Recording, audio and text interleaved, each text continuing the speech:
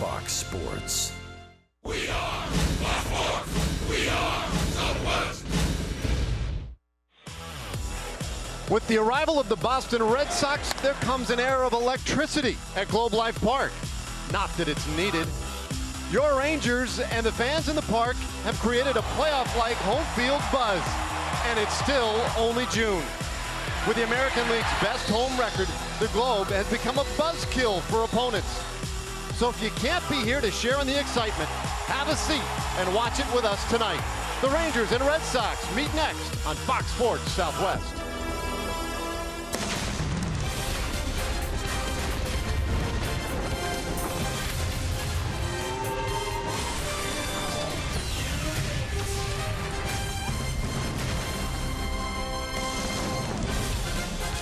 Rangers baseball on Fox Sports Southwest is presented by high-speed internet from AT&T.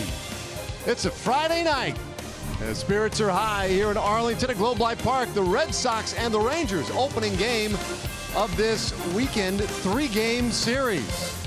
Rangers come in with the best record in all of the American League. The Red Sox just a game and a half out in the East. Hello again, folks. I'm Dave Raymond with Steve Busby. It's going to be a lot of fun tonight. Going to be a lot of fun this entire weekend. It'll make it more fun if Ian Desmond keeps doing what he's done. Well, he's showing no signs, Dave, of slowing down. That's for sure. At home, he has been virtually unstoppable. He's hit over 400 in the last 3 weeks or so here at the ballpark for the year. He's hitting 371 at home. 70 of his home runs have come here. Has have 29 of his RBIs, and he is among the league leaders in runs scored, on base percentage up over 40% in this ballpark, and slugging almost 600. So Ian Desmond, to me, a shoe-in all-star if voting were to be had right now, but he is really playing well for the Rangers. All right, and we're excited for this one tonight. A Cy Young Award winner going for the Red Sox, Ian Desmond, to get after him. And Big Papi, of course, in town as always. The Red Sox and the Rangers will have the starting lineup to the first pitch coming up next.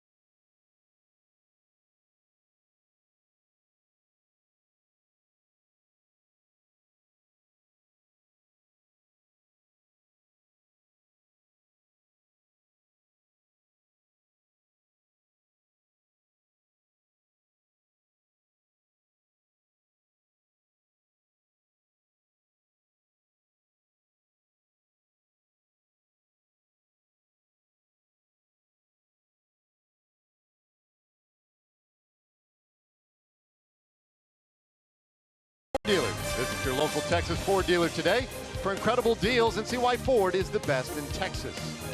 By AT&T high-speed internet. Get a deal worth talking about. Get high-speed internet from AT&T. By Budweiser, not backing down since 1876. This Bud's for you.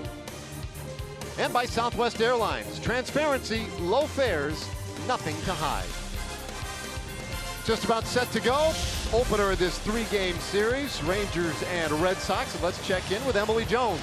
Well, Dave, we've seen it happen on more than one occasion this season. Circumstance creates an opportunity for a player on this team, most often a young player, and that is the case right now with Nick Martinez getting the opportunity to start here tonight. Here's what Jeff Bannister had to say about Nick.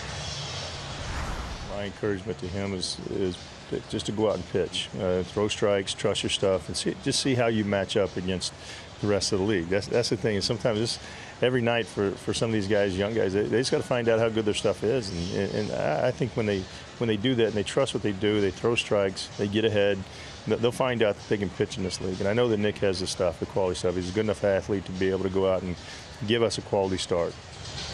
And nothing like being thrown into the fire, taking on this Red Sox lineup that is one of the hottest in all of baseball. Should be a great series. Interested to see how young Nick Martinez responds here tonight, guys. All right, yeah, thanks, Emily. Quite a pitching matchup for Nick Martinez up against the former Cy Young Award winner David Price. Opening game in this 3-game series, the Red Sox and the Rangers. We all know the Rangers come into this thing as hot as anyone in baseball, 16-5 in June. Red Sox recently scuffling a little bit, but it's still a very dangerous team. A very dangerous team, Dave. We talked about their offense, and we'll continue to do that because the numbers, you just can't hide them. You can't overlook them.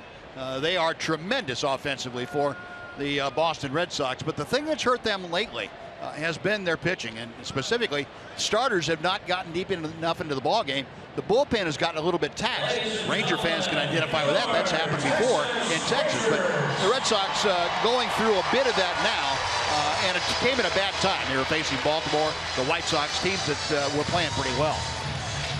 And for the Rangers, the starting pitching will continue to be an evolving story as we sort out the rotation in the coming week. But let's start tonight with the matter at hand and look at the Boston Red Sox starting the lineup. Boy, Mookie Betts starting it off in right field. Dustin Pedroia batting second. The shortstop, Xander Bogaerts, bats third. And then the ageless David Ortiz in the cleanup spot on DHing. Hanley Ramirez, now a first baseman, bats fifth. Jackie Bradley in center. Bryce Brent's just up from the minor leagues today. Travis Shaw at third base will bat eighth. And then Christian Vasquez does the catching for Boston. Yeah, that lineup will be facing the 25-year-old right-hander Nick Martinez out of the Miami, Florida area. Nick, in his second start, his fourth appearance of 2016, 1-1 with a 5.14. His most recent start came in St. Louis last Saturday when he worked into the fifth inning. Gave the Rangers an opportunity to come from behind in that ballgame. Nick, not particularly sharp in the fifth inning, but the first four were not bad in his first start. And Nick will be starting tonight again in the place of Yu Darvish, who went on the DL with that soreness that lingered in the neck and shoulder area. So Nick getting an opportunity here. He'll be facing the Boston Red Sox for just the second time in his career. Take a look at the Rangers defense today behind Nick Martinez, brought to you by the Texas Department of Transportation. Ryan Rua in left field, Ian Desmond back in the starting lineup today in center field, and Shin-Soo Choo in right. Beltre and Andrews on the left side of the infield, Rougned Odor at second, and Profar playing at first again tonight. Bobby Wilson will do the catching for Nick Martinez.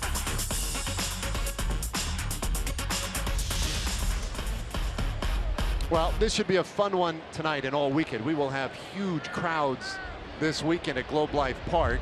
Red Sox tend to invite that kind of interest. We're still very much in the thick of things in the American League East, a game and a half back of Baltimore. And Nick Martinez starts this one off with strike one. Oh, big year for Mookie Betts. Average at 290 coming into play today, and he's hacking as this one sent out to left center and drops in for a base hit.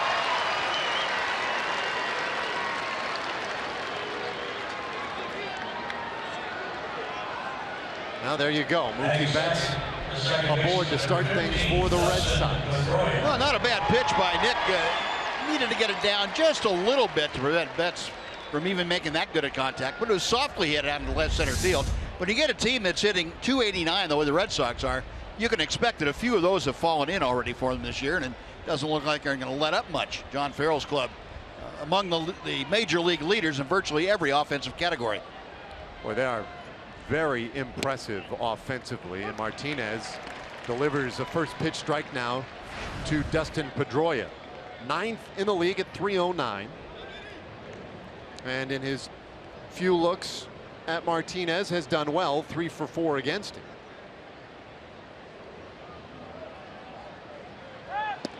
Goes after that one in a hole 0-2. The runner going. The throw is a good one, but Andrews couldn't corral it. And Mookie Betts has his 12th stolen base. Well, that throw from Bobby Wilson off the mark, and it tailed into the runner. Elvis going after it. Looked like he tried to reach in, and Betts was there at the same time the ball was, and Elvis was pulling his glove back for fear of a collision with that hand in a very vulnerable spot. And the ball getting through right there, and Betts not even trying to slide. He was kind of expecting the catch and the tag to end his trip on the base paths. So now a man in scoring position, but there goes Pedroia down swinging on 3 pitches. Good strikeout for Nick Martinez.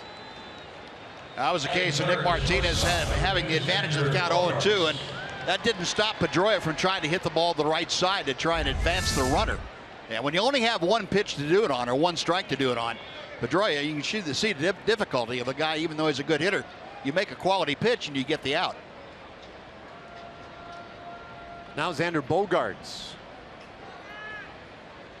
Bogaerts having the real breakthrough season here for the Red Sox. Takes a strike again. The 29-game hitting streak earlier this year, and leads the American League with that .351 average. He leads the American League, frankly, in a handful of categories, not the least of which is hits and average with runners in scoring position. And to that end, Nick Martinez wants to make sure that Betts doesn't get too far off second. There you go, your American League leaders. Bogaerts atop the division. Some distance between he and Jose Altuve, and then that man, Big Papi, waiting in the on-deck circle, 3rd in the American League. Martinez really attacking the zone here in the 1st inning. Yeah, and you heard Jeff Bannister talking with Emily Jones, talking about exactly that point right there, Dave, that you brought up. Getting ahead in the count, making quality pitches, but staying ahead of these Boston hitters and keeping them on the defensive as hitters. Had Pedroia 0-2, struck him out, and misses a little in on Bogaerts. Since that 29-game hitting streak, and that was almost a month ago, Bogaerts hitting just .207, so he has come right back down to earth. Bobby Wilson and Nick Martinez want to make sure they're straight with that runner Mookie Betts out at second base. And Bobby Wilson making sure that the focus of Nick Martinez is on this next pitch, not on the runner. You have to execute when you get ahead of these Boston hitters. 1-2. And that one popped up. Playable perhaps for Profar. Tough angle for him, but he'll make the catch for the 2nd out of the inning. That is not an easy play, especially for a guy who has played very little first base in his career. Difficult when you have your back to home plate for anybody, but Jurickson Profar, from having the experience at second base, he knows this ball is going to slice back toward the field of play. So he kind of has an idea that even though it looks like it's going to be in the stands, if he can get to the spot in time, the ball's going to come back to him. He did, and made a quality catch on that play. 2 gone now, but the inning nowhere near over because here's David Ortiz.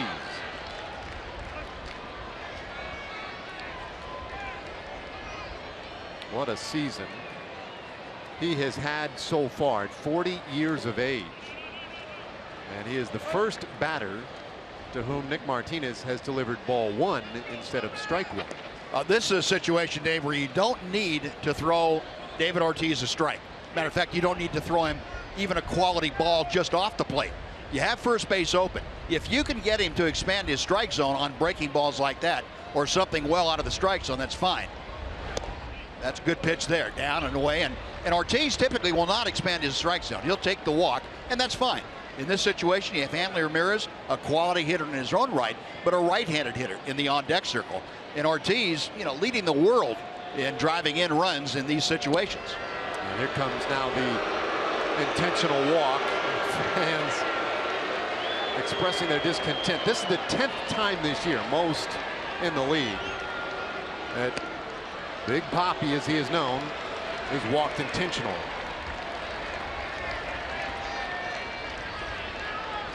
So no need to mess with a big fella. 2 men on. Especially once you get behind 2 balls and no strikes. Everybody knows, including Ortiz, what you're trying to do, and the chances of making a mistake and having him hurt you are increased when you try to pitch around that. So it's to Hanley Ramirez now. Long, one of the more dangerous right-handed hitters when he was in the National League. And you can see, he's still a dangerous hitter, but is nowhere near the numbers he used to put up. And there's a first pitch strike again from Nick Martinez.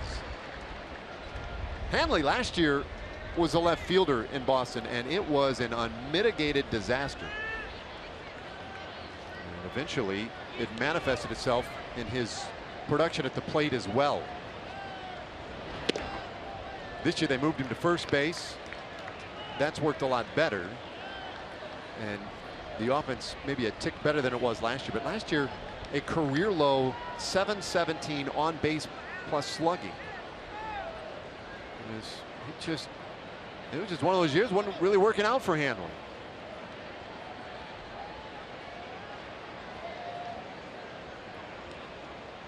1-1 the count. And Martinez right back in there for strike 2. Now this just the second start of the year for Nick Martinez. He's pitched a couple of times in relief. And his 1-2 to Ramirez. No one after it. Popped it up to center. Desmond is there, and it's a scoreless top of the first for Nick Martinez. Nicely done. And now the Rangers to get their look tonight at David Price.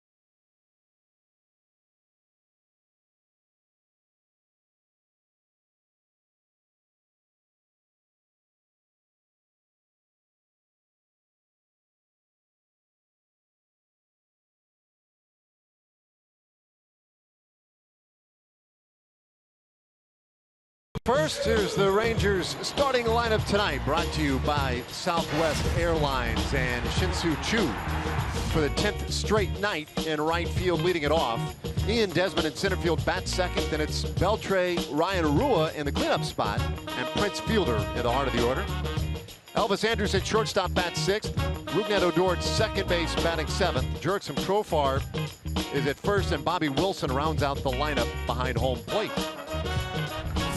Yeah, Jeff Bannister's lineup facing the 30-year-old southpaw David Price, and he may have the best 1-2 combination, fastball changeup, in all of baseball. Certainly well above average with both of them.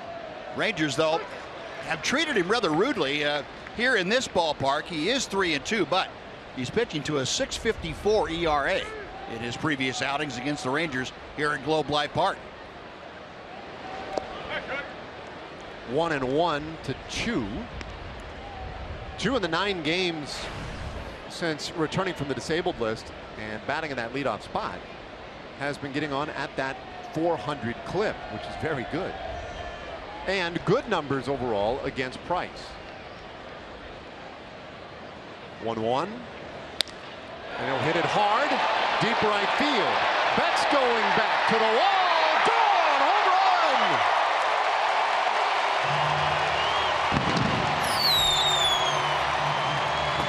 What a start tonight for Shin-Soo Choo. His third of the year, and the Rangers draw first blood. That's going to increase his on-base average just a little bit.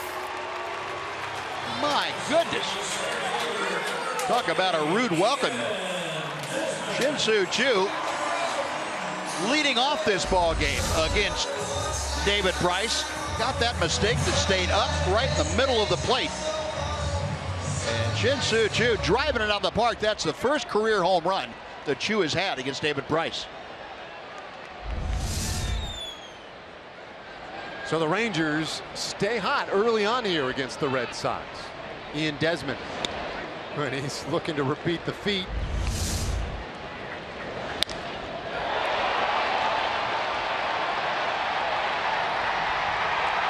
That sound wasn't quite as bad that time, Dave. It sounded like he hit it with the newspaper cover still on the bat. Yeah, that didn't have that crisp crack to it. That's good. He can hit all those he wants. I don't mind those.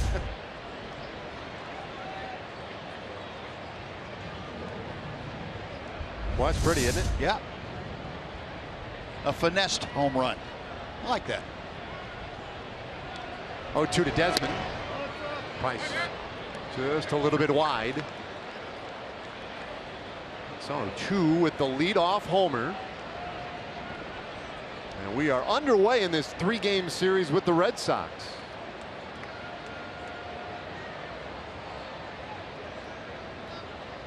Price deliberate and to the plate, and Desmond serves this one to left center field, and that's hit well. He'll take the aggressive turn, but hold. Desmond aboard. Still nobody out in the first inning. Did we use En Fuego talking about Ian Desmond the other night? If we didn't, we should have, because he is on fire. Now, Buzz, as a pitcher, guys aren't supposed to hit balls like that, are they? Well, I tell you what, in a scouting report, I would want to know what Desmond is doing, and if he is swinging the bat like this. I haven't seen him for a while. I want to know what he's doing. He's swinging at every strike and every pitch close to the strike zone aggressively. That means he's picking the ball up early, and that means it doesn't matter what you throw him. If you have the bad location or a location he can reach, he's going to tattoo you. You got that one, and now Beltre takes the strike, but as you can see, he too has seen David Price well over the years.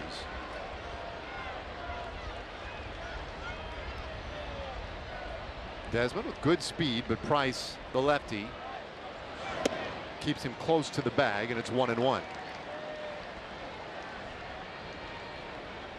he's not enjoyed pitching in this ballpark. Now, we mentioned the record's 3-2, which is terrible for him.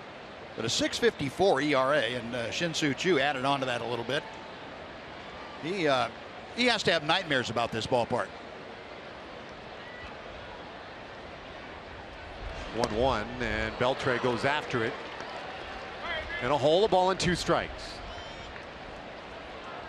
Little caveat for those numbers, those were regular season only, but if you throw in the postseason, you remember the Rangers tattooed him pretty well for a couple of years when he was with Tampa Bay in the postseason. So he can't have a lot of good memories about coming to Arlington, at least as a player.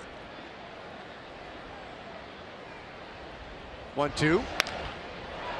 That one way out of play. We'll do it again. Let's take a look at the Red Sox behind David Price today. And they are pretty darn good defensively as well. That outfield, look out. Jackie Bradley Jr. in center field with 6 assists. Mookie Betts with 6 assists from right field. And then the rookie Brent's getting the start at left. Shaw and Bogarts on the left side. Pedroia Ramirez on the right side. And Vasquez catching David Price. Beltre with that long wait, and now the pitch. Stays 1-2. Now you can see right there, Beltre continues to find his way on base. That stretch coming just after his 7-day absence with that mild hamstring strain he suffered at the end of the last homestand. But in the last 7 games, hitting .308.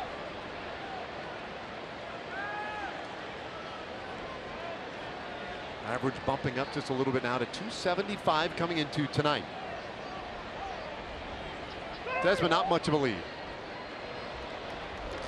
Yeah, Price almost impossible to get a jump on. He hasn't given up a stolen base since 2014, I believe, was the last one that had a successful steal against him. Doesn't have any kind of a leg kick.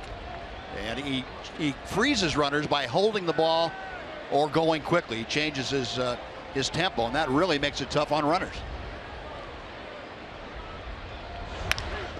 Beltre shoots another one foul.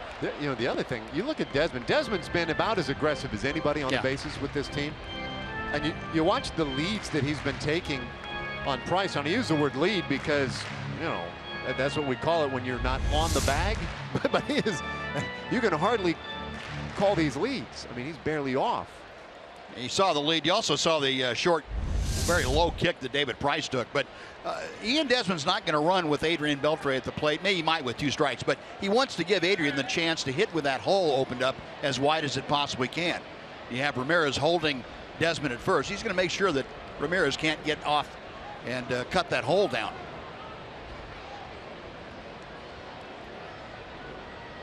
1-2 again to Beltre, and that'll even it up. Well, the home run by 2 started the bottom of the first. Desmond with a great 2-strike single to left center. And now this will be the 8th pitch of the at-bat to Adrian Beltre. So the Rangers working Price early.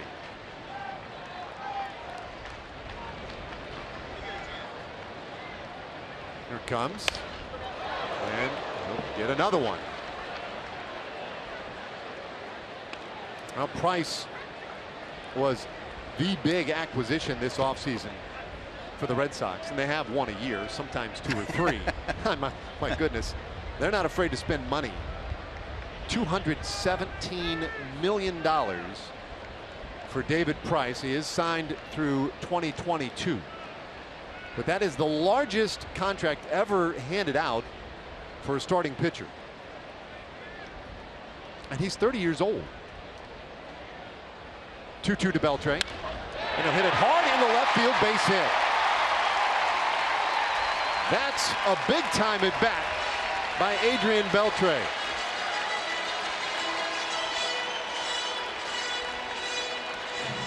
Well, John Farrell's seen that happen before. He was pitching coach with Boston a number of years ago under Terry Francona. So he's seen what Adrian Beltre can do, and Adrian played for the Red Sox in 2010. But he's seen Adrian hit pitches like this up. But the thing that gets me is he spoiled 2 or 3 pitches away from David Price. Price tried to backdoor that cutter on Beltre. He fouled those off. Fouled off a couple outside the strike zone. And then Price might have thought he had him set up for a fastball up. No, that's not the case. Adrian's not going to be set up like that. Well, great start to this first inning. Desmond at second. Beltre at first. And here's Ryan Rua. Right-hander getting the start today in left field against Price. And he hammers it into left field, base hit. Desmond will drop anchor at third. They're loaded up with nobody out in the first inning.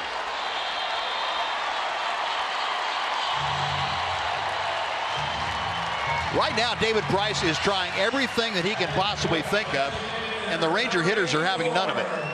It doesn't matter to them. I don't know if they had a meeting beforehand, say, hey, let's kick it in gear again. We only held to 5 hits the other night against Cincinnati. We need to get our heads up a little bit and go back to hitting. Whatever it was, they're doing it, and they are jumping all over David Price here early. And this is where Carl Willis out there to talk to him. But, Dave, this is where, with a guy like David Price on the mound, you've got to knock him out if you can here in this first inning. He doesn't have good luck on his side. He doesn't have execution on his side right now, and his stuff hasn't settled in. If you let him stay in the ballgame, if you only score the 1 run, and they got a great chance to score more, you're asking for trouble. So you really better put a big number on him right here.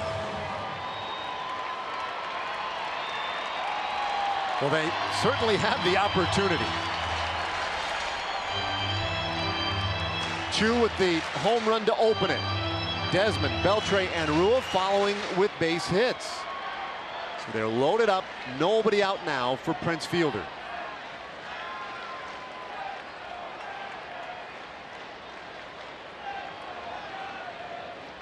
Lefty on lefty.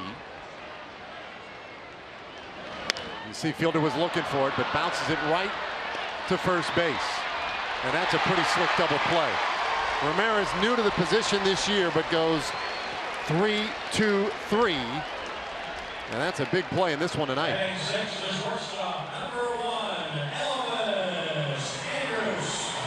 Oh, the base is full like that. The last place you want to hit it other than the pitcher is a corner infielder. And Prince rolled over on that pitcher, Price, just a bit.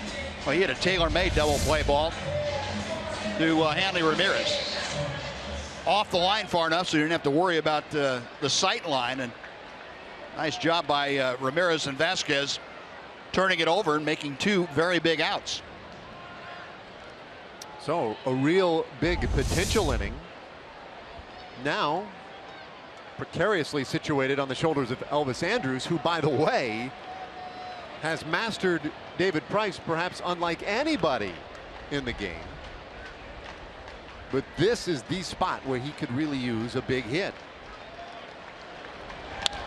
And he'll bounce it into left field. There is that big hit.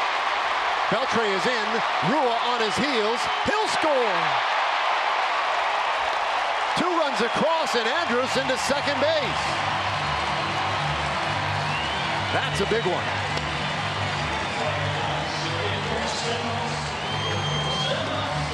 One thing about Elvis, there are guys in the league that seem to get everybody out. David Price is one of them. Justin Verlander, Jared Weaver. Elvis Andrus hits those hitters, hits those pitchers as well as anybody on the Ranger ball club, game in and game out. And he just rises to that challenge of the competition. He lays it on David Price again, a big 2-run single. And you're right, Dave, that was a huge 2-out base hit.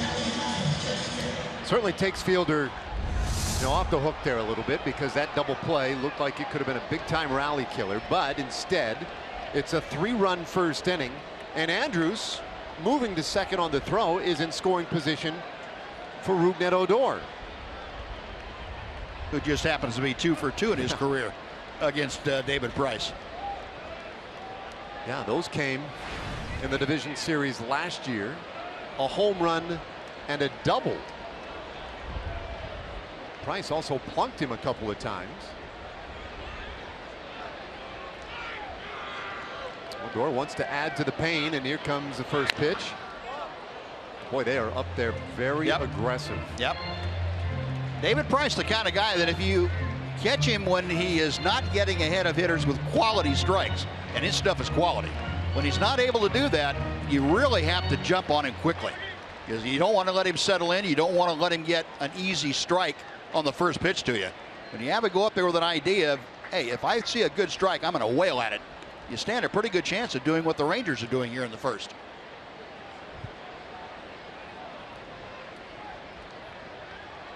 Now the lefty's one-strike pitch on the way to Odor. Not one to watch a lot of pitches. He's in a hole 0-2. Rougned with just 7 walks this year against 53 strikeouts, but good average, great power. In fact, you could argue Odor is the best power source on this team. You take it back to last year.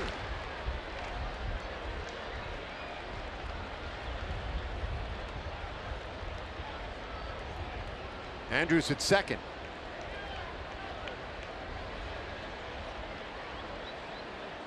This will be the 22nd pitch of the inning for David Price, and it's bounced down to first. Hanley Ramirez, boy, he's been an important piece of it this evening for Price. But Shin-Soo Choo got it started. Second pitch of the inning. Rangers never look back.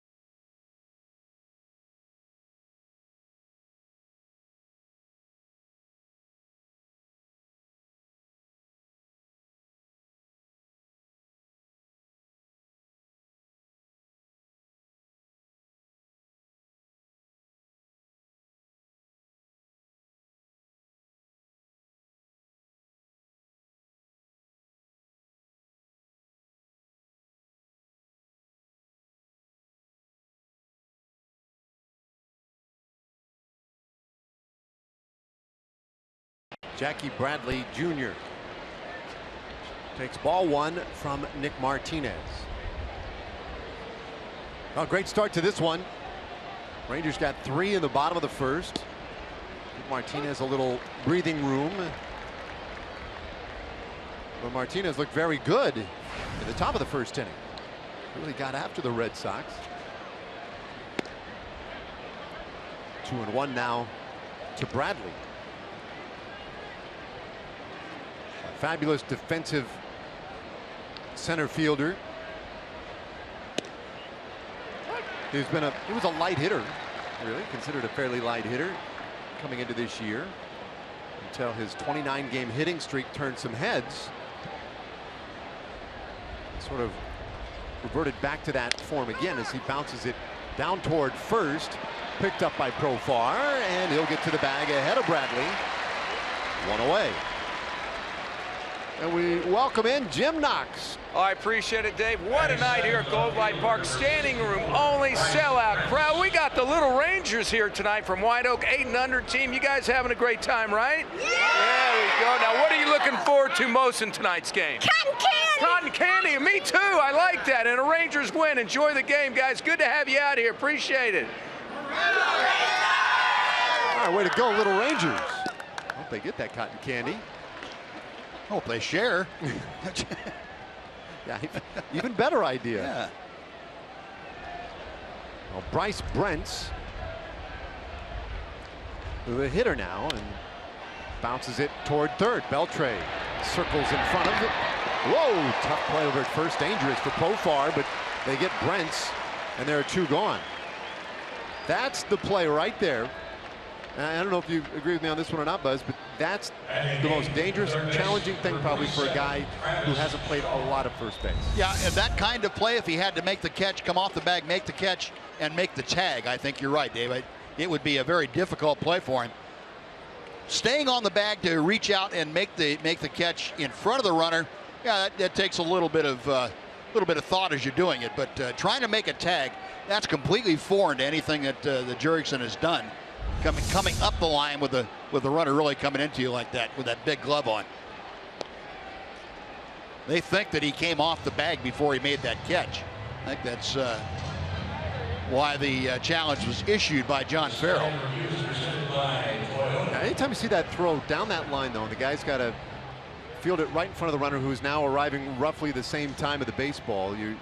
Your fear is that there's contact and a guy, wrist, whatever, arm, is in harm's way. Now he stayed just out of that, and credit too to Brents for perhaps angling just a smidge to his right to get around it as well. But those are the plays that you worry about when you put a guy at first base who hasn't played a lot there. He managed to stay out of the way. And you're right. If he has to make the tag, then that's that's a foreign play for infielders, trying to keep your foot on that bag, then make the catches. You have to come off of it and then make the tag. But I think we saw from that replay, and we'll get the two angles here in one, that probably not enough evidence to overturn what we've seen. Remember, the call on the field was out. Well, our replay review presented by Ford, and call confirmed. So Brents is out, and John Farrell now without challenges. So very good out there, and now the 8th place hitter, Travis Shaw, will come up. You might want to mark that down too. I'm not sure that was the best use of a challenge. Down toward the bottom of your order with 1 out, you're 3 runs down. Overturning that call, you're going to get your 7th hitter on with the 8th and 9th hitters coming up, and you're trailing by 3 early. I think you'd be better served to hang on to it just in case. That's a really good point. And this one shot right back up the middle for a base hit. That's the 2nd hit tonight against Nick Martinez. And Bandy talks about that a lot when they try to evaluate when to challenge a play. I mean, a lot of the decision is based on the leverage of the situation. And you talk bottom of the order there. Yeah, and the idea too, if you challenge, you get it overturned. Is that going to give you the necessary momentum to make a difference? And I think where you are in the lineup and the score right now, the answer is probably no. But they chose to do it anyway. Well, clearly they felt strongly about it. They made that challenge very quickly. There's now Christian Vasquez, the 9th place hitter, takes strike 1 from Martinez. Mentioned earlier, Martinez making just his 2nd start of the year. Last start on Saturday against the Cardinals in St. Louis. Old tapper over the mound. Andrews gets to it. Backhand flip to second in time, and the inning is over. Nice play. We played 1.5 tonight at Globe Life Park, with the Rangers leading 3-0.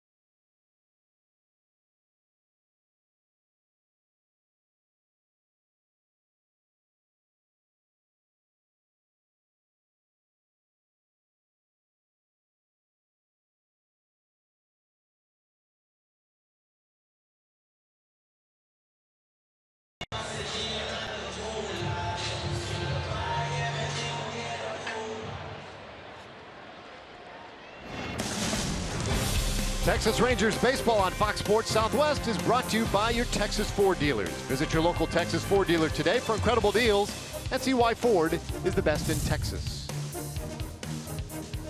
3-0 Rangers, and Profar to start things off takes strike one from David Price.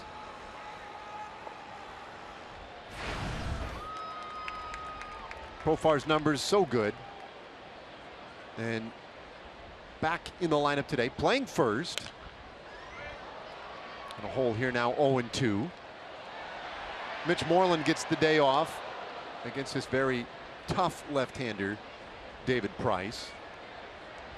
And today, Jeff Bannister noting that it seemed like a great opportunity to give Moreland, with yesterday's off day, give him 2 days off. You avoid the tough lefty, and you get Profar in the lineup.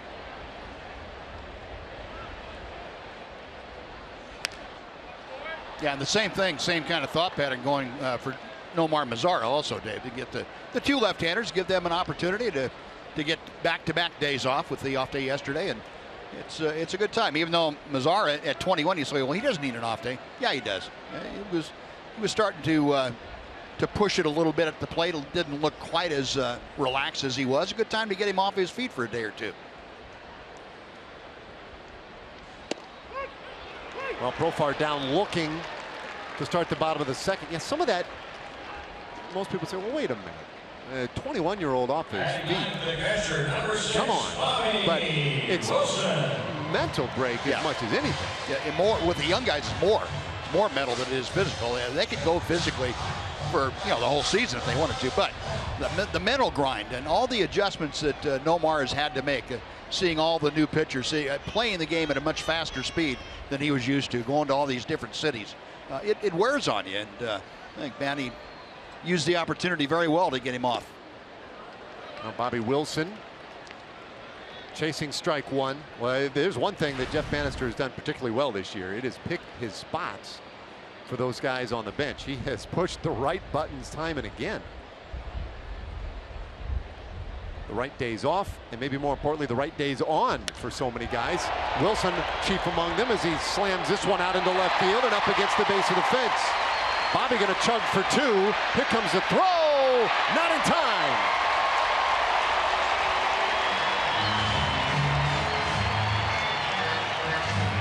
Puts it into an 0 for 15 for Bobby Wilson. Now that had some sound to it. If Bobby'd had some elevation, he would have had something other than a grand slam home run. Been just a regular home run. He ripped this ball. He got that fastball up and out over the plate. And Wilson, as soon as Bobby got around first, I'm sure he thought, okay, stand-up double, it's off the scoreboard. He had the whole play in front of him. Brentz made the throw off the carom right on the money and about halfway to second base. You see Bobby Wilson trying to kick it into another gear, but he didn't have one. So he had to go and hit first. Moment to catch his breath now out at second base. And now top of the order.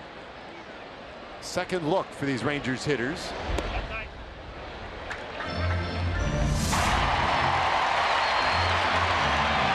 See right there, he said, oh, I don't have another gear, so I got a slide hit first. I'll take back that. He does have a second gear, he just couldn't find the shifter in time. But he runs well for a catcher. Now, if that's not a backhanded compliment, I don't know what is, but catchers hate that too. Runs well for a catcher. Yeah, okay. 1-0, and Chu takes a strike. That's a quality pitch from David Price. 1-1 to count. Chu had the big home run in the first inning. Second pitch he saw. And that set the tone. Rangers would go on to score 3 in the first. Price has already had to labor a little bit in this one. In fact, let's take a look at our AT&T high-speed replay. This is what happened.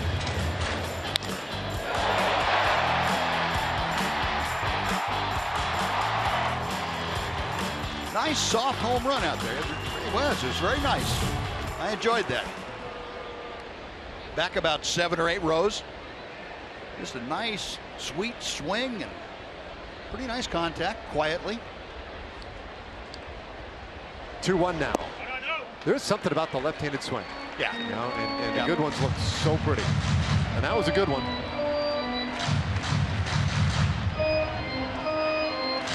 It's funny because it was, you know, it didn't have that loud crack. It was just over the wall, a couple of rows. And yet off the bat, you knew. Yeah. You know what I mean? It's just, had that trajectory and it had that kind of flight path. Distance-wise, you had a pretty good idea it was going to leave the yard. 3-1. Missed his spot, but got the strike, and it's a full count. You have to credit the plate umpire, Adrian Johnson, for getting that call correct. Back in the day, you miss your spot like that, you're not getting the call. No, you're right. Today, with all the technology monitoring the work of the umpires, well, if it was over the plate, it's got to be a strike. A quick thought on that home run for Chu, Dave, that all 3 of his home runs now this year have come off at left-handers. And that was a thought that when he joined the Rangers that he was going to have trouble against left-handers, that he had trouble. Well, sends another one. This one into right field for a base hit. They'll stop Wilson at third. Spike Owen had a hands up early. Bobby had the head down. I think he was thinking about it. And now maybe an appreciative handshake there with Spike. He goes to that old adage, don't think you weaken the ball club, so he just goes in and runs. No, Chu just getting pitches to hit sharply, and he has hit both of them sharply. One left the ballpark, this one perfectly placed in the hole. 2 rockets for Chu. That's great to see. So the inning setting up well again. Rangers on the corners for the red-hot Ian Desmond.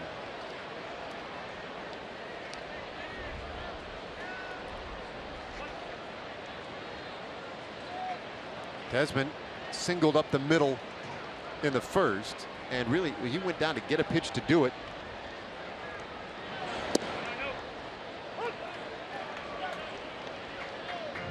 Our TXU Energy Power player to watch tonight. You bet it, Ian Desmond.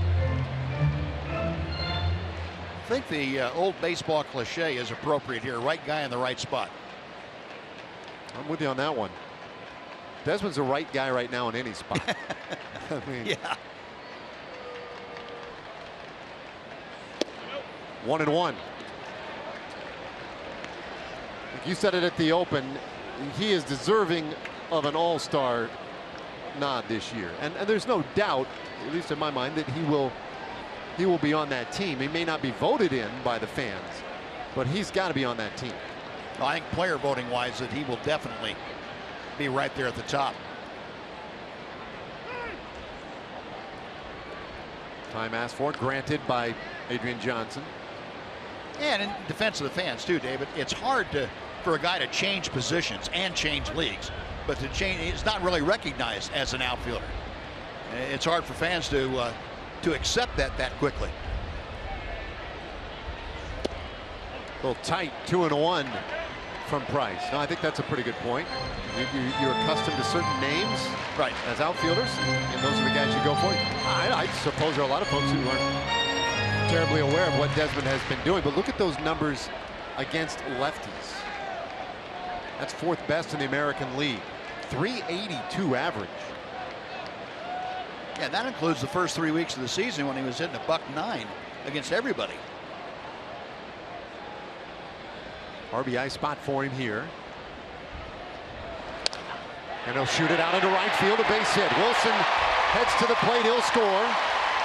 2, all the way to third, RBI single by Desmond, and it's 4-0 Rangers.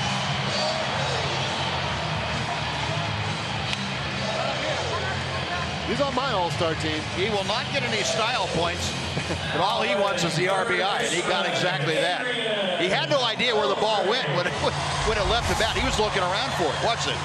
Right off the end of the bat. I hope he chalked up that cue. And he'll say, where'd it go? Where'd it go? Oh, there it is. Oh, okay. I got to run. That's when you know you're hot. Don't even know where the ball went, and it falls in for a base hit. Most guys have that feeling. It's a little pop-up back to the pitcher. That is a thing of beauty. Now Beltre. He singled in the first, eventually scored a run.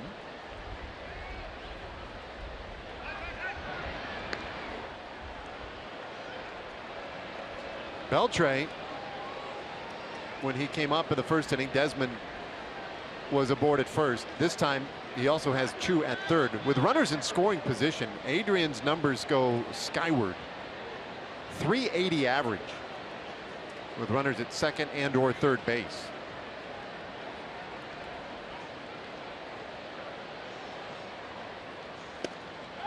Well, they're concerned with Desmond. They didn't get back there a whole lot ahead of that throw, but he's still all right. That's how you know you have the proper secondary lead, is when you have to get back just barely. Pretty quick snap throw by Vasquez, but he unable to retreat quickly enough. Good reactions. A little better lead this time. Beltre hits this one high in the air. Short left field. That's a long run for Brents. The shortstop Bogarts is going to have to handle it, and he does.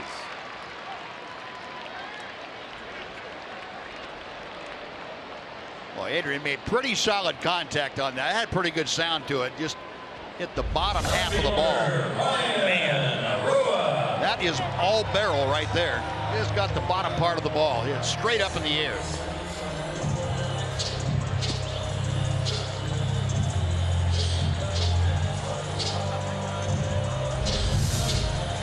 Well, that makes it 2 out in the inning now. And so if the Rangers are going to cash in on any more base runners in this second inning, Ryan Rua is going to have to come through in this spot. Now Rua, well, he didn't waste any time. He got in the batter's box and was off to first base before we had a chance to acknowledge his place in the lineup. But batting cleanup again tonight. He is absolutely punished. Left-handed pitcher, hitting nearly 400 against lefties, slugging almost 650 against lefties, and hits this one high in the air, deep center field. Back goes Bradley, but he'll have room. Oh my! Rua just missed. An exclamation point against David Price.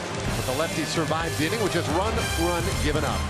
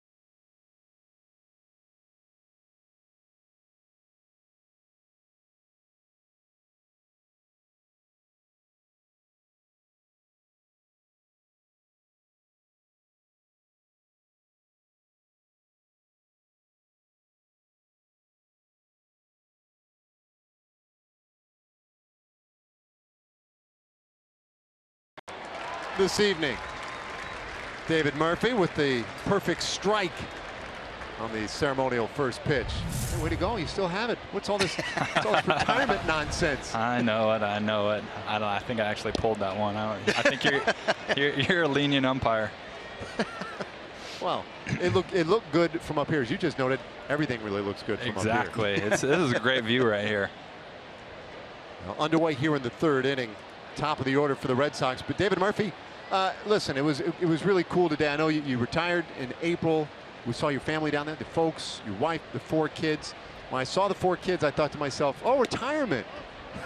He'll be busier now. Definitely a lot busier.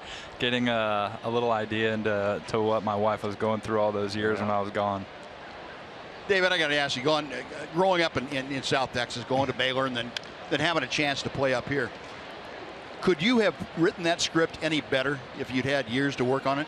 No, I mean the only script that would have been better probably would have been to be drafted by the Rangers and to have been here my entire career and to have won one or both of those World Series. But no, I mean it was definitely a blessing to be here when I was. I mean I was traded here right when my first daughter was born, so we were able to come home right at that time, and just from that point to the very end was a huge blessing. Well, a lot of success on the field, not just for you, right? I mean, you had a lot of great years, 7 years here with the Rangers, those 2 postseasons, very dramatic postseasons, but you had success elsewhere as well. I guess. I mean, you know, I didn't have a great minor league career, and so I knew that, you know, getting to the major leagues with the Red Sox, it probably wasn't going to be in the cards with the money they were paying to some of their guys and with the talent that they had in their outfield. So I knew it was best. And then when it happened to be Texas, I mean, that was a dream come true. Going to Cleveland, I think I had some moments in Cleveland and LA, but I mean, my best years of my career were here, no doubt. You mentioned in the cards. You can't bring that up still. It's a little too soon from 2011. The cards just doesn't play well here yet. No, I understand. Next century it might. You talked about your family and about your faith too, it being a blessing. That played a big part in your entire life, but your baseball career especially. Definitely. I mean, and I think it allowed me to grow in my faith. I think being a Major League Baseball player and being on this stage, not only have a chance to impact the game of baseball and your teammates in the clubhouse and just have fun playing the game, but I was blessed with a stage to be able to share my faith, whether it be through a walkout song or you know, how I treated my teammates, how I treated the fans. So I mean, I tried to be conscious of that each and every day. So David, we mentioned the beautiful family. You're having fun with the kids, no doubt. Is it too early to talk about what's next, or have you thought about that, or are you just trying to relax and enjoy it? I mean, it's not too early. It's too early to act on it. You know, I want to really have fun. I mean, my family was the main reason that I retired, you know, so early. I feel like physically and just as much as I love the game, I could have tried to play for a little bit longer, but I think, you know, my family was the main reason that I walked away. So I think I want to enjoy them a little bit right now. But at the same time, it's not like something's just going to come up randomly. I mean, I want to put some feelers out and just kind of have an idea of some options that I might want to, you know, go after. That's a great play. Oh my goodness. But yeah, I mean, we'll see what happens. Give it a few months and then go after something. All right. Well, David, it's awfully good to see you. Enjoy this retirement. Congratulations on everything, and thanks for spending a little time with us. Yeah, enjoyed it, guys. Thanks for having me. Thanks, David. David Murphy. Rangers still leading it 4-0 as we head to the bottom of the third.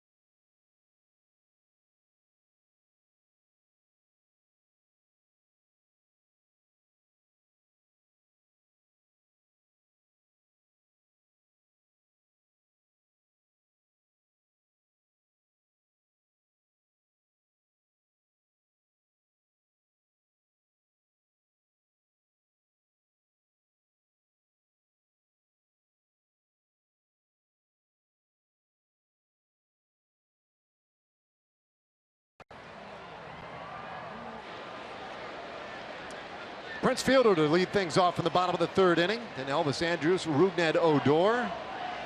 4-0 Rangers, and David Price hanging in there. Busted. Price obviously got out of a little bit of a jam there in that 2nd inning. Big, I think, that the Rangers got at least one. Yeah. But do you feel like maybe he is beginning to pitch his way out of this rugged start? You talked about getting to him early. Well, you'd like to be able to knock him out early completely, but 3 in the 1st and then following that up with 1 in the 2nd, so he couldn't get the feel of getting his feet back on the ground completely. You'd like to have gotten more, but at least you have that 4-0 lead now to work with, and Nick Martinez is throwing the ball well. You hope that's enough, but it looks like that, with only 43 pitches under his belt, you're going to see Price for the next 5 innings or so. And hopefully the 4 runs are going to be enough for it. Little roller out into that shift, retires Fielder. And it'll bring up Elvis Andrus. The shortstop, Elvis Andrus. Time for a Chevy game break. Let's check in with John Radigan.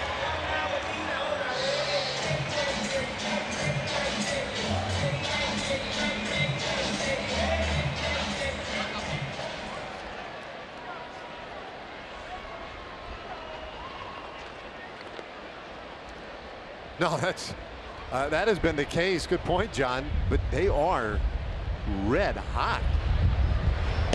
I guess we're just getting so accustomed to the Rangers winning as often as they do, and other people playing, normal baseball. Right. But the Astros have really heated it up. They have. They were what, 11 games under 500, I think, at one point, and now they're a couple of games over 500. 1-1 to Andrus, who had the 2-run single back at the bottom of the 1st inning and has owned David Price. I don't suppose there's a hitter who really wants that to be said necessarily, because that probably puts a little too much pressure on him, but he has had awfully good success against him. Well, that's been going on now for 43 or 44 at bats, so I don't think you can jinx it. A 4.25 average coming into tonight against Price.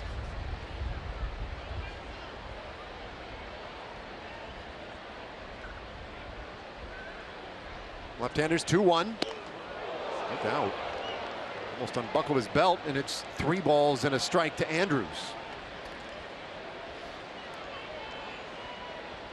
Well, this has been a terrific start to this series. You knew it'd be a big series. We're going to have great crowds. Sellouts today, tomorrow. Still good seats available on Sunday. Well, we're cramming them in everywhere we can at Globe Life Park this weekend. And this ball rocketed into center field. A base hit for Elvis Andrus. He's 2 for 2.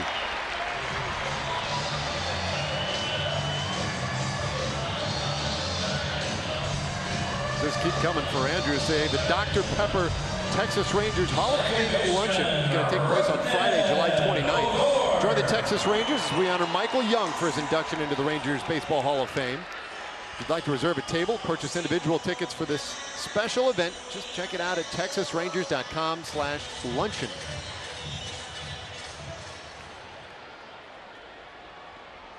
That'll be a lot of fun right before the trade deadline. It'll be very interesting to see where the Rangers sit at that point. Currently with the 10-game lead in the American League West. And that is the largest divisional lead in baseball. Yeah, and that does include the Cubs. So yeah. There was always that caveat early in the season. Everything well, except for the Cubs. Right. You're the best this, the best that, but that includes the Cubs now. Yeah, they didn't really count because they were so aberrant, right, compared to everybody else. But now all of a sudden the Rangers have caught them. Boy, Andrus with the aggressive lean at first, and that one's shot through into right field by Odor. Andrus had a good start, but stops at second base, back-to-back hits. Yeah, I think if Elvis had been able to get a walking lead and off with the crack of the bat, that he probably would have gone first to third. But he had enough hanging around first just a little bit there. He's hit a false step. Just had to read that ball. It took him a second, and that prevented him from trying to take the extra base on Betts. You got to know you can get there if you're going to try and take extra bases on this outfield. Those guys throw the ball awfully well and have had a lot of success throwing out runners this year. Once again, the Rangers putting together a big inning. They've already had 10 hits tonight. You say, and the way everybody's swinging the bat, you tend to take less of a gamble when you're on the bases too, with everybody up and down the order swinging the bat well. So now Profar, and he'll send this up into the seats.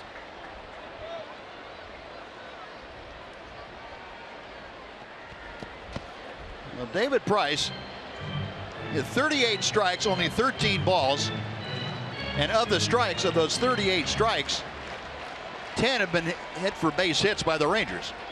That's a head scratcher for all you folks that love the ball strike ratio statistic as a gauge of how well a guy is pitching. Figure that one out. let me ask you this: is it just is that too many strikes? Is he just throwing too high quality strikes? Okay. The quality strike ratio is not very high. Yeah, so it's never really about the number of strikes. It's about the number or the ratio of quality strikes. Yeah. Correct. Hitting the target with the proper pitch and the proper count. 1-1, and the runners are going, and this one is shot up the middle. What a stop out there by Bogaerts, but everybody is safe. Infield hit for Profar, and they're loaded once again. Well, that was a terrific stop by Xander Bogaerts up the middle. That saved one run and prevented a first and third for the Rangers. Well, you've seen some defense on display here in the early going on both sides. Nothing Bogaerts could do, but he did knock it down, kept it on the infield. And I think all he may have done was kind of delayed the inevitable, the way the Rangers are swinging the bat. For another mound visit.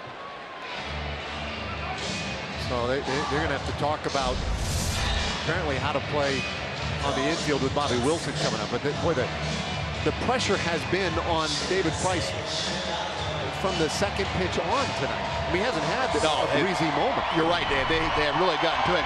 And with Bobby Wilson coming up, you may want to play somebody in the bullpen because he's liable to deposit one there. He's already done it twice this year. He had grand slams. That's true. And it came within 1 week of one another as he was on some kind of run. Could he deliver a third? Got a good pitch there, but takes strike one. And there you see the activity in the bullpen already for the Red Sox. So it may be an early dip into that pin, and that could then affect greatly the rest of this series.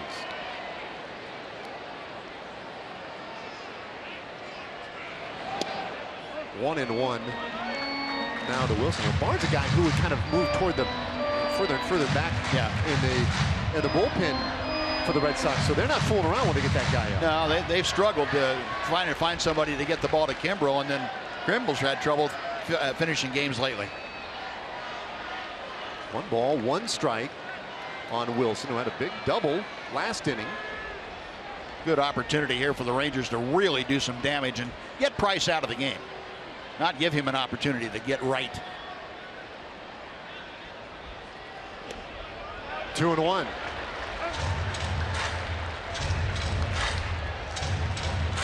Hadn't missed a whole lot, as we just talked about a moment ago. Yeah, there's Matt Barnes. Yeah, our producer Kurt Dykert pointing out that there is a bit of a similarity in the look between these two guys. I think Matt Barnes reminds me of James Shields. I see a little of that too. Maybe it's the right-handedness thing. I have a hard time transposing the left-handed, right-handed thing.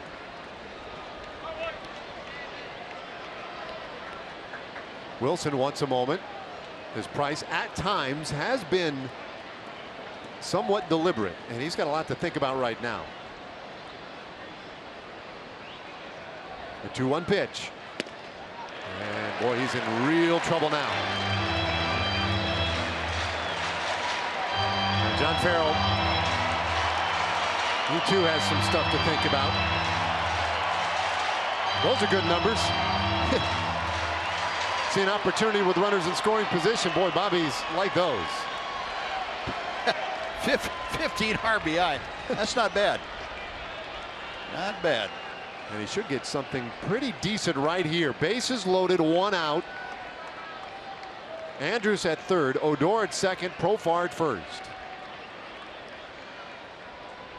And here it comes. And he'll pop it foul. Back out of play. It's a full count.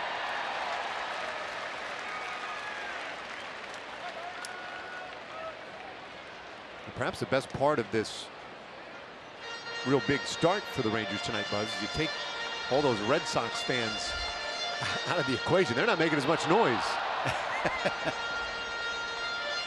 Now, Rangers fans have, in the last several years, been able to outshout the Red Sox fans. That is not a real happy Red Sox fan right there. Nor there. Payoff pitch to Wilson. And he'll hammer that one left field, base hit. Here comes Andrus. Odor in his back pocket. And he'll score. Wilson drives in 2 more. And it's 6-0 Texas. Well, Spike Owen had the stop sign up for Odor, and it wasn't a sign that Odor could recognize. He said, no, I can't stop now. I got too much going. He had a great jump. He read the ball well getting off second base. He almost caught Andrus coming down the line from third. Elvis was hanging up.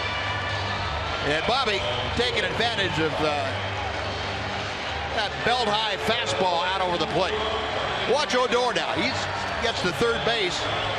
He's only about 20 feet behind Elvis. Elvis scores standing and Rubda in head first. Now here you get a better look at it. Odor's already read it. He knows he's going home. Spike Owen said stop, and Odor waved at him on the way by.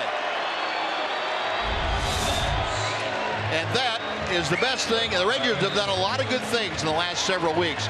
That may be the best exhibition of hitting against a stout pitcher that they have had.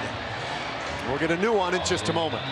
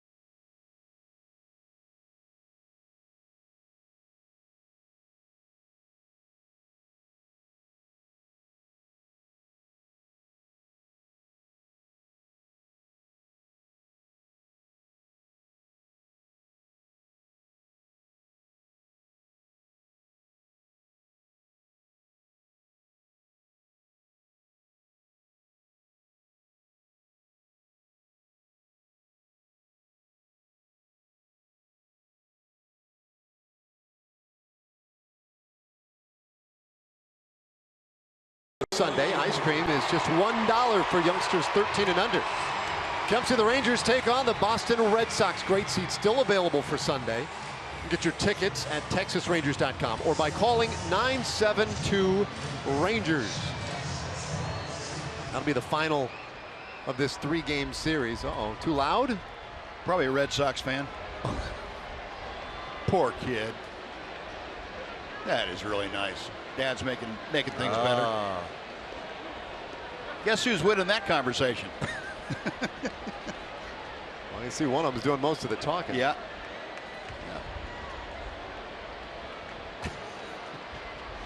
Well, Matt Barnes has come on now to see if he can slow down some of the damage in this one.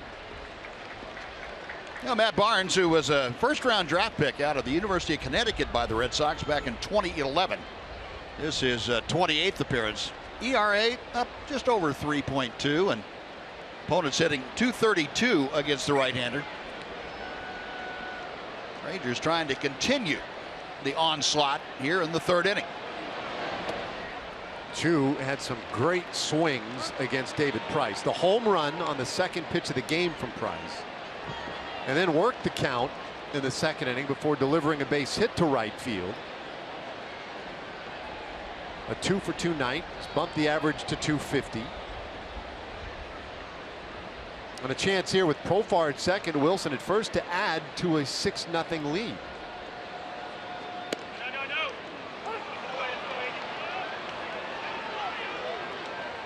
You talked about it earlier, Buzz. David Price has not had a lot of success in this ballpark, and that continued tonight.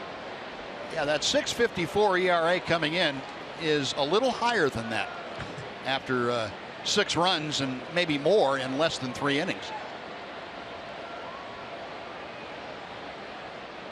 And all I can do is watch. He's still responsible for the 2 runners out there. This will qualify for David Price personal chamber of horrors. Globe Life Park.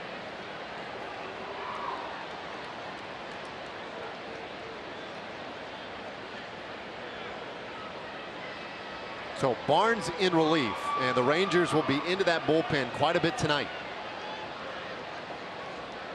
Right-hander comes to the plate, 2-1. Uh-oh.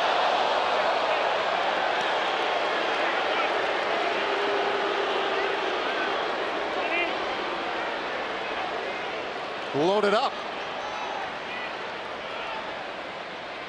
Now, considering who Barnes is going to have to face now, there could not have been anything intentional about that. I don't think there was anyway. That should remove all doubt, considering you have Ian Desmond coming up, and all that hit by pitch did was load the bases. Well, Red Sox coming off a homestand that was mediocre at best, and very nearly were swept in a 4-game series at Fenway Park by the White Sox. Had they not won in walk-off fashion yesterday, they would have been swept in a 4-game series by the White Sox at home, and that would have been the first time since 1927 that that has happened. So that gives you an idea. It was not a real memorable homestand for the Red Sox. And now this road swing starting off in forgettable fashion for them as well. Strike 1 to Desmond, who is also 2 for 2.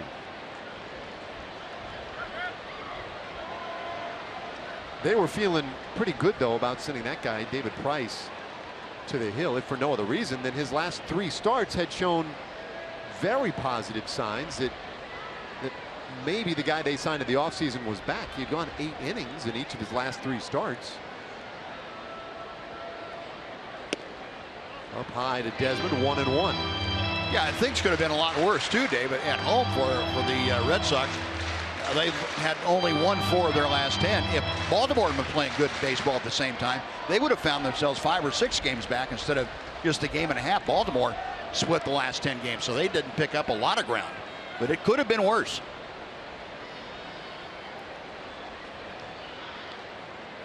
Well, it's bad for them tonight. Bases are loaded. The hottest Ranger up there, the 1-1 to Desmond, and it's way off the plate. Taking a look at our Ford leaderboard, and we talk multi-hit games. Well, in the American League, you got the top 3 here tonight. Ian Desmond, with 2 hits this evening, is now moved into a tie with Mookie Betts. Both trailing only Xander Bogaerts. There's Mookie.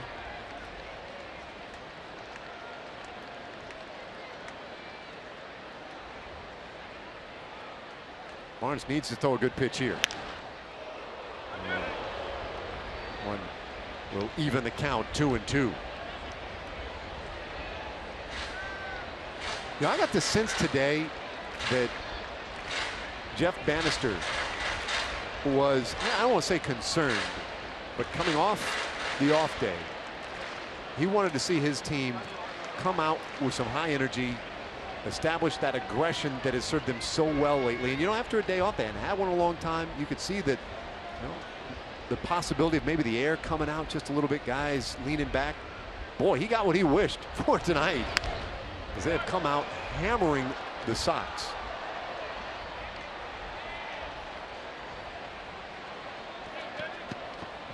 I think all the news that came down Wednesday as well about Colby Lewis. Yeah, like that, you have to be careful about having news like that and overreacting to it as a player. And sometimes you get players trying to do too much, and you run yourself out of innings and have bad at bats. But Colby going to be gone for the better part of 8 weeks. And of course, Yu Darvish is still not able to get on the mound and throw to hitters. So who knows how long that'll be. 2-2 pitch to Desmond, and he'll shoot this one out into right field. Coming on for it is Betts, and he'll make the catch. 2 gone. And finally figured out a way to get Desmond. Yeah, that little bloop falling in, Buzz. A pretty good pitch by Matt Barnes, able to work that ball in on Desmond. And you mentioned the good defense, Dave, for the Red Sox outfield. A lot of speed, very good arms, cover a lot of ground out there, and Betts showing you his defensive ability. And Jackie Bradley Jr., the center fielder, and he is the anchor of that outfield defense. And today the rookie Brent's getting the call up. He came up in 2014 briefly, a September call up, but up for the first time since then tonight. Here's Beltre with the bases loaded. Barnes gives him that good heat there at 96 miles per hour for strike 1. Base hit in the first, popped up in the second inning. Rangers with 12 hits, 6 runs, and we're not through the 3rd inning yet. There are ducks all over the pond at the moment.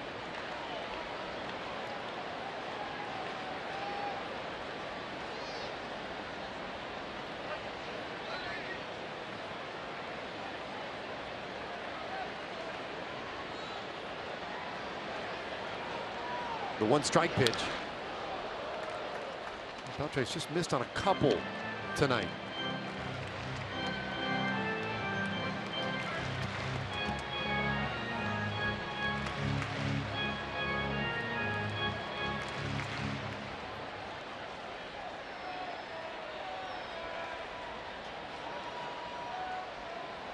Well, 2 of the runners out there, Profar at third, Wilson at second. They're the responsibility of David Price. Barnes responsible for Chu at first. And it's 1-2. He plunked Chu. Price, his night officially not quite done yet. But we can say this much of it. It was not a good one.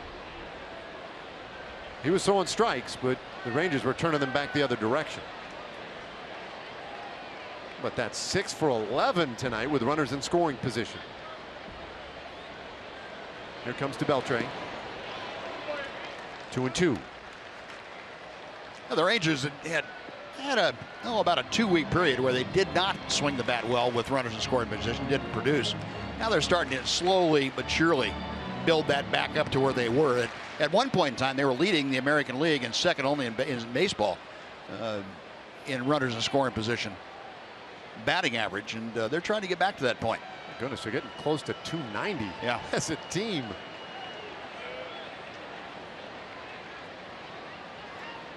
Barnes delivers, and it's a full count. So this is one of my favorites. The merry-go-round will start with the pitch.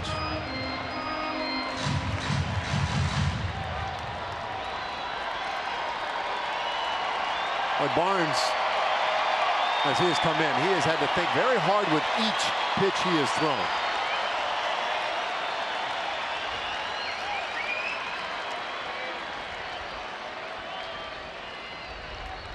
Here goes the fire drill. Everybody takes off. And Beltre chases strike 3. Rangers leave 3 more on base. They've stranded 6, but they have scored 6 to the Red Sox. Goose egg. We head to the 4th.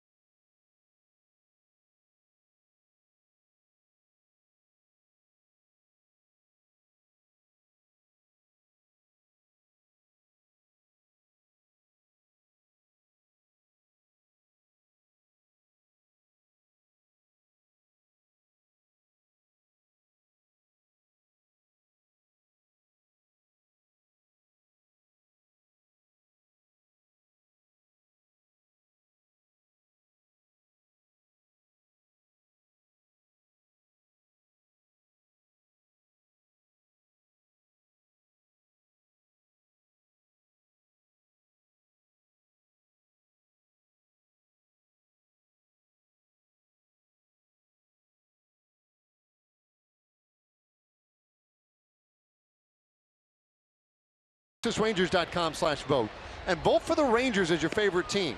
You get an offer for 50% off tickets for select games in August if you do so. Log on today and help send Ian, Adrian, and Elvis to the All-Star game.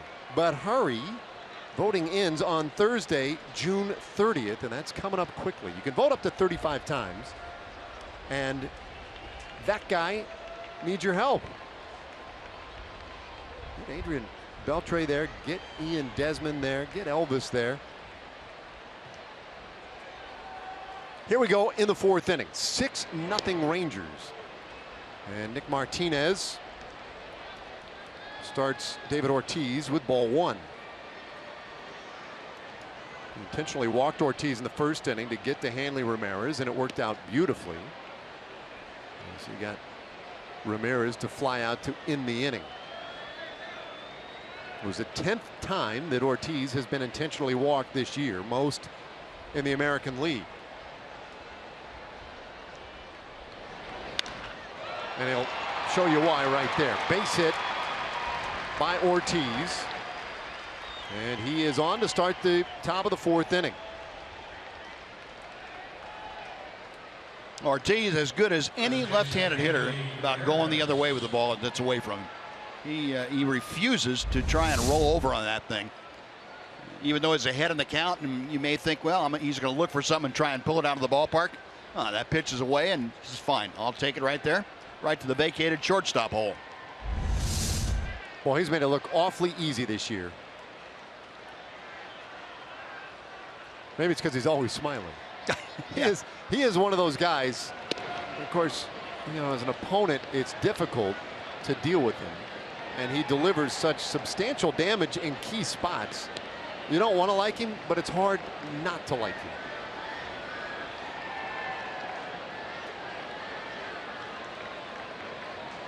Hanley Ramirez 0 for 1.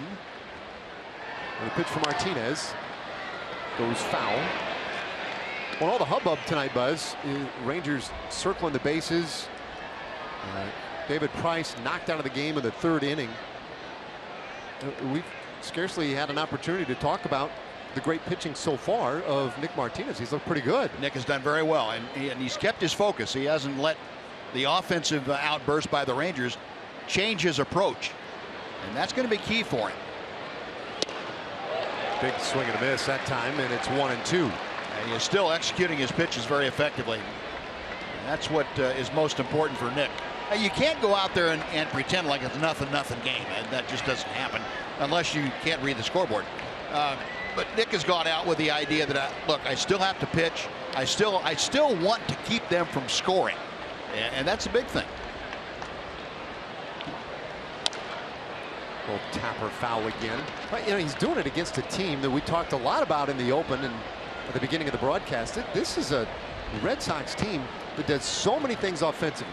I mean, they hit for power, they hit for average, they'll work counts and get on base, they run the bases extremely well.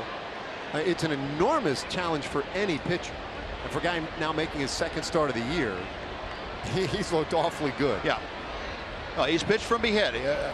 He's not gotten behind. Ball hit well center. Desmond goes back, and that one is up on Green's Hill. A two-run shot by Hanley Ramirez.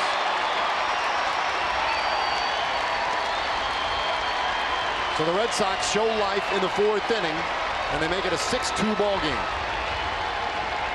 And you can see why on that drive off Ramirez's bat, you don't like to throw him out over the plate. Nick was trying to pound the fastballs inside. He did that very effectively for the first two swinging strikes, but then left one out there where Ramirez could get the extension. That was a breaking ball that stayed up, and Ramirez able to go out and drive that over the center field wall.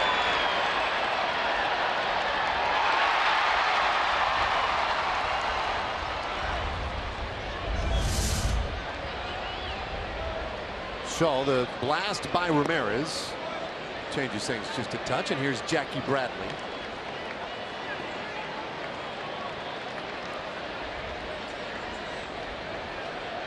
It feels a lot different when you're leading 6-0, that's for sure. But it all goes back to the point you can't let up for a moment against this team because they can't get back into it quickly.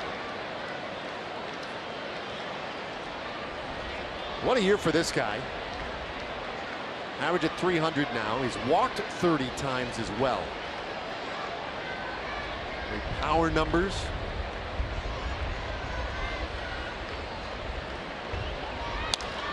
And he'll roll it to second base.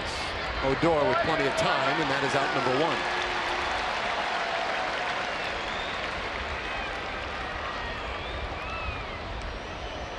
Routine play for Rugnet. Brings up Bryce Brents. Brents, you'll remember, he hit the ground ball to third. The throw came across the diamond, and Profar had to stretch into his running lane. And he was called out. They challenged that call at the time, which we wondered how big a play that might be. And we don't know quite yet as he hits that ball hard into left field. Brents is on with the third hit of the inning. Elvis a little upset. He had a play on that ball. He went into his dive to his right. The ball hit the back lip of the dirt and grass where they come together right at the back end of the infield. And I think Elvis had that pretty well measured with a dive. Now watch this. That ball's going to hit and go straight up in the air over Elvis's glove. And Elvis figured that ball was going to stay down. It took that kangaroo hop, and he had that one measured. He was going to go into the slide, pop up, and throw out Brents, but never got the ball.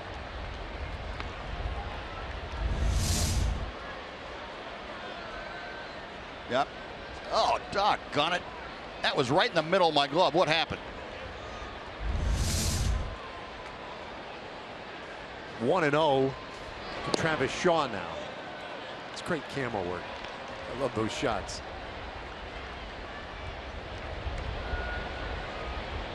Four-run game. Brents is on. And Shaw, he singled in the second inning. 275 hitter. And he'll hit it down to first. Profar gets the one to second. Two! A double play. 95th of the year for the Rangers, most in the world. But the Red Sox get a couple on the Hanley Ramirez bomb. We go to the bottom of the fourth.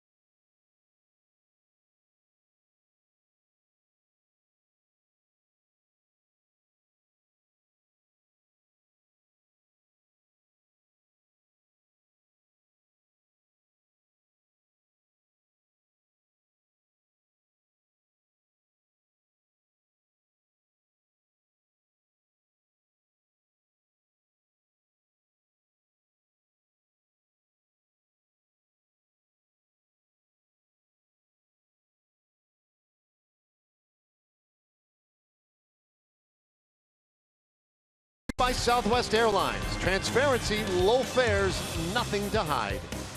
And by Mazda, in every car we make, you'll see why driving matters.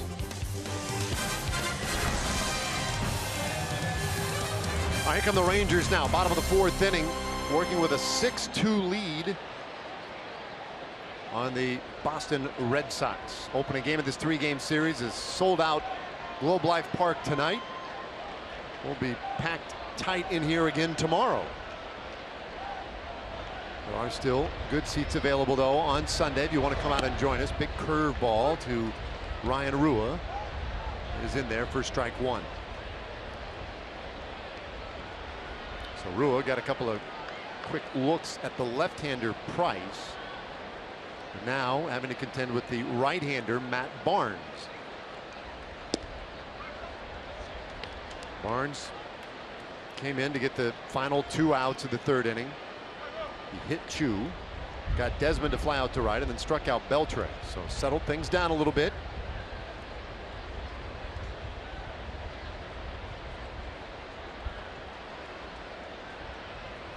There's 1-1. That's strike 2 on Rua, who has a hit and a run scored so far tonight.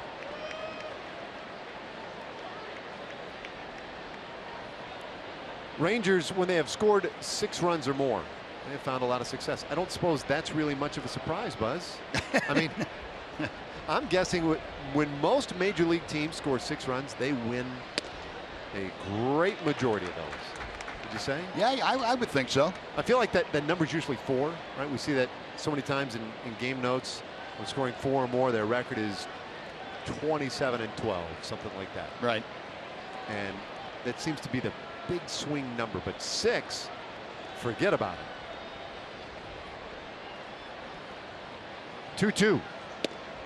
Oh, good curveball, and he strikes out Rua to start the 4th inning. Designated hitter, Prince Fielder. So going back to what we were talking about in the pregame today, though, Buzz, you look at these numbers, talking about the Boston Red Sox. 6 runs looks a little different when your opponent is the Boston Red Sox. Yeah, when they're scoring the tune of just over 5 1/4 runs per game, that makes it a little close. So yeah, 6 would be a good cutoff against these guys. There's Prince Fielder. And good job by Matt Barnes to come out and throw some strikes. He's got that good velocity, 96. Again, more of a back into the game kind of reliever. They've had a little bit of a struggle lately at the back of the bullpen, and there's been some talk about how maybe Barnes would move to more of a 7th/8th inning role. But today, out of necessity, he had to come into the 3rd.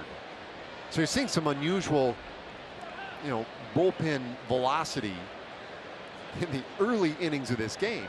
Normally you bring in a guy who kind of spin it up there for a couple of innings. Anymore, Dave, it seems like almost every bullpen is centered around guys that throw 95 and above. Whether it's the 2nd inning long man or whomever it is. Oh my goodness. Fielder hammers this one to right field, and look out! That one's gone. 7-2 Rangers.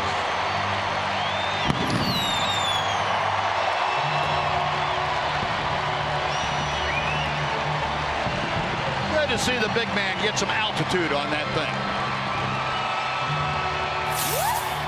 6th home run of the year, and that's his 4th in the last 3 weeks. So he's starting slowly but surely, starting to get things back in order, and the power numbers coming back, the on base plus slugging coming back, certainly the run production in general coming back. Now 4 homers, 12 RBIs in the last 21 games now, including tonight. And he has at least 1 hit in 6 straight as Elvis Andrus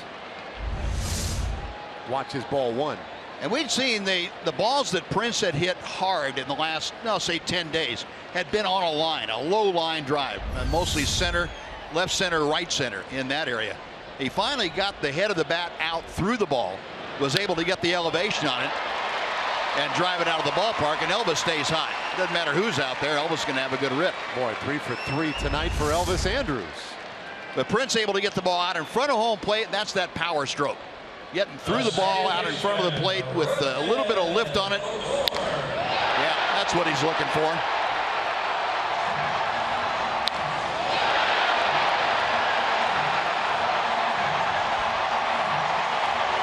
That is good to see. Now, only question was, would that end up in the home run deck up there? And it just missed. But a massive home run by Prince Fielder. Again, it's a point we have danced around, I suppose, in recent weeks. But can you imagine get Prince Fielder going in the middle of this? Yeah, I can imagine. It'd be fun to watch, fun to talk about.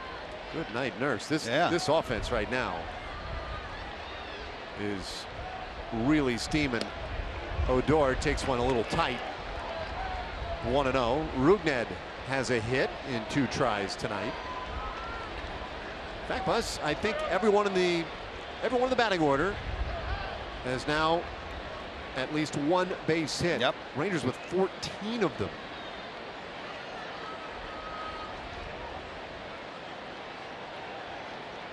They've only made 10 outs. Ooh, Odor just missed. And I'll go back to it, Dave. This is the same club to the man that had only 5 hits here on Wednesday night. Scored 6 runs, but had only 5 hits, and there was a little bit of cause for concern, I guess, if you talk to the people around the ball club, not the players, not the coaches necessarily, but the guys around the ball club that watch it closely and say, yeah, they could be going into a little bit of an offensive lull. I think that concern has been answered. Yeah. Well, yesterday was the long-awaited off day. The team went through 20 games in 20 days with their eyes on June 23rd. I say their eyes on it, not really, but I mean everybody knowing that they were going to need a break eventually, and it came yesterday. So they had their day off finally after that 20-20 stretch. Today opens a stretch of 17 games in 17 days into the All-Star break. Right. So this is like immediately you're back on the treadmill again. This is a long stretch and against some good teams like Boston. Yep. Yeah, you see Boston 6 times in the next 10 days or 2 weeks, and it's a test.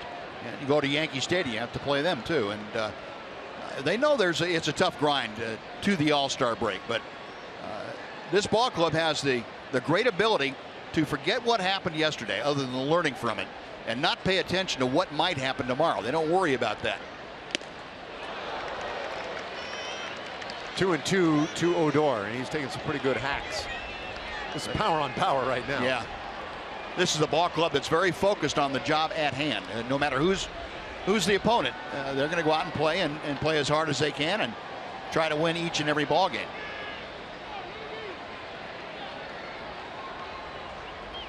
Andrus at first. Fielder with the huge home run this inning off reliever Matt Barnes.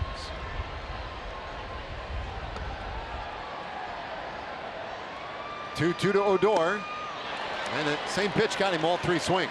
He's down for the 2nd out of the inning.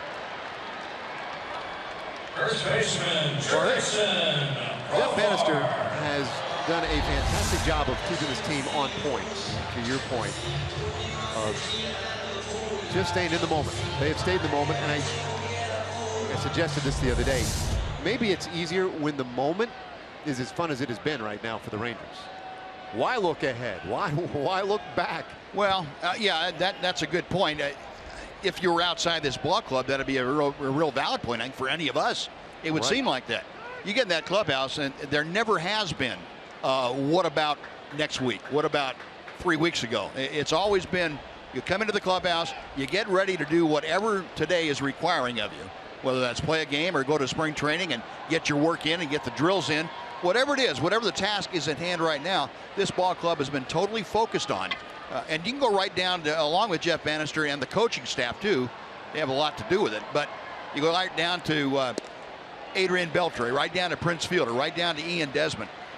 They are in charge of the clubhouse. The players have command of that clubhouse, and those three guys especially, and you throw in Colby Lewis and Cole Hamels with the pitching staff, those guys make sure this is a well-oiled machine, that everybody is focused. There's nobody better than to take care of player discipline than the players themselves. They have done an incredible job.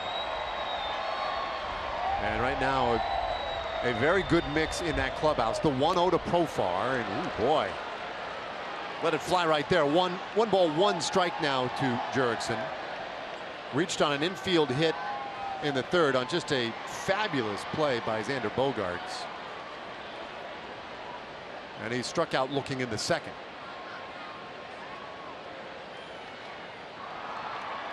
A switch hitter now over on the left side of the plate against the right-handed Matt Barnes.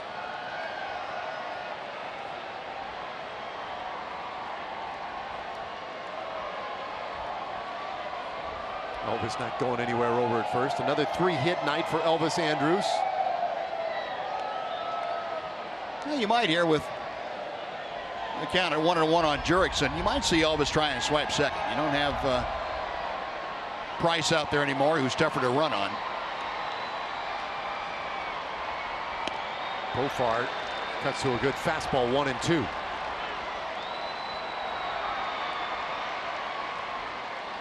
This guy's got a pretty good arm, Matt Barnes. 3 strikeouts so far. We've seen that velocity consistently 95, 96. He's getting the swings and misses at that fastball up in the zone. Right.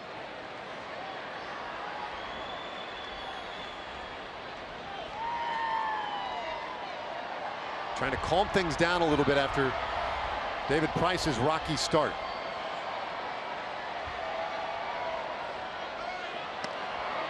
Runner going. Throw to second, a good one. Yep, and they got Elvis. Been a long time since he's been caught stealing, but gunned down 2 in the 4th. Rangers, though, have scored in every inning. This time it was the big fella, Prince Fielder, making it a 7-2 Rangers lead.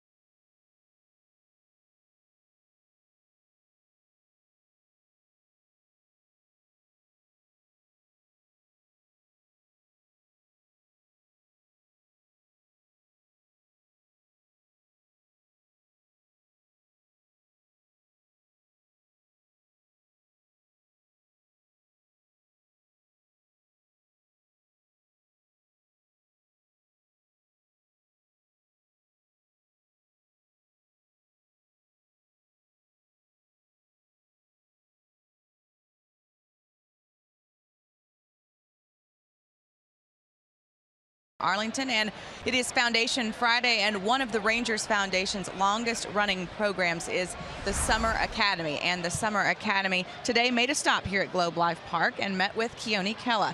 The students spent the month of June learning more about science and math and visiting places like Globe Life Park and Fox Sports Southwest. If you'd like more information on the Summer Academy, you can log on to texasrangers.com/foundation. Guys. Great stuff. Thank you, Emily. As we move on to the 5th inning, Rangers lead by 5. And Nick Martinez against the 9th place hitter, Christian Vasquez. Look out. That one way in and got a piece of Vasquez, whose bat flip became more perilous than the pitch. Plate umpire Adrian Johnson, I think, for a moment there thought, wait, hold on. How do I get involved in this? That one just clipping the jersey of Vasquez. Fastball got away from Nick inside. Just the jersey sticking out there. Pretty good look at it from our center field camera. Thank you, guys. So lead man on. Yeah, and Nick, that's the last thing that Nick wanted to do. And you get the number 9 man aboard in front of the top 5 guys in this lineup, you're asking for trouble. Upstairs to Mookie Betts, who has singled and struck out tonight. Leadoff man for the Red Sox, been getting on at a .333 clip this year. And he has just driven in a ton of runs out of that leadoff spot. 1-0. And right down the middle for a strike. So that goes back to your point as well. You put that 9th place hitter on base for Betts. He has 51 RBIs. He knows how to get runners home. Yeah, and this is the 2nd straight inning, Dave, that Nick has gone out and had trouble with the first hitter or 2 in an inning. And that takes a little bit of a mental adjustment. You have to work harder mentally to get yourself ready before you go out to start the inning. You also have to make sure that the warm-up pitches you take have a purpose to them. You're just not flinging the ball up there and getting rid of 8 pitches. That you really get yourself mentally sharp to pound it. Bounce at third. Beltre goes to second one. Odor's flipped to first. In time, double play. Oh, they've done it again. Now look, Mookie Betts is a speedster too. Nothing easy about that one. Adrian had to get rid of that ball in a hurry, and he had a tough hop. Couldn't afford to charge it, and that hop was an in-between hop that came up on him a little bit, it looked like. Didn't really get it cleanly where he wanted it. Comes up right there, and a little bobble, but boy, Adrian, as good as anybody with those hands, able to recover in a hurry, and Odor does a great job of turning that over. That ball didn't spend much time in Odor's glove. So just like that, that leadoff runner erased. And here is Dustin Pedroia. He's been quiet so far tonight. That's trouble right there in the breadbasket. Yeah, and you saw from the side that little bobble that Adrian had. It kind of popped out of the glove momentarily, and his hand so quick to recover and be able to throw as he recovered. Just amazing. You know, Odor, he is as quick as anybody. You give him a good throw at second base, or even a halfway decent throw, he's going to get rid of it in lightning speed. 2-1 now on Pedroia. Came in at 309. A real good season for the Red Sox second baseman. You know, and he and the on deck hitter Xander Bogaerts, shortstop, that very good Keystone combination as they continue to play side by side every day. They become one of the really slick combos out there, almost as good as those two.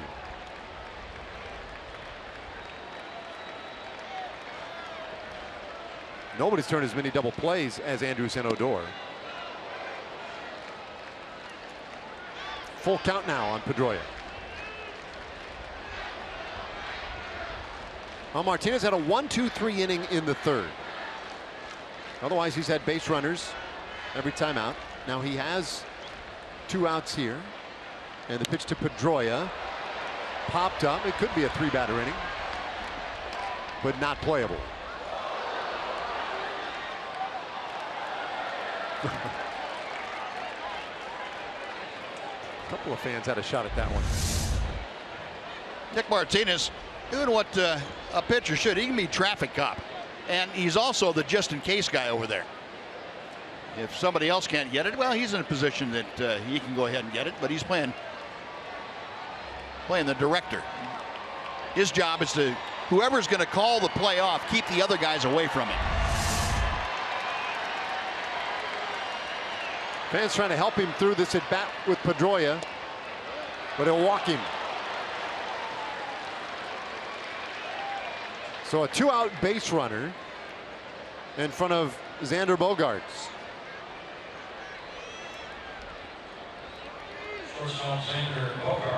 Pitch count closing in on 70 for Martinez, and that's okay. He can stay right around there and get through 5 innings. Been a weird night. I would think it would be a strange night for him, just because the break between each inning has been pretty lengthy. Yeah, he's had plenty of time to sit on the bench. It was right after Bogaerts with strike 1. I think Nick will look back on that 2-out walk to Pedroia and say, you know, that was probably not a very good walk. You give the middle of the order an opportunity, just offering up a chance for him to get back in the game, and that's not what you want to do to this group. 0-2 now the count on Bogaerts. That one headed up into the seats in a hurry. But it'll all be good if you can go ahead and pitch aggressively to Bogaerts the way you started out 0-2 and finish him off. Got him to pop up in the first, and got him to bounce out to second base in the third.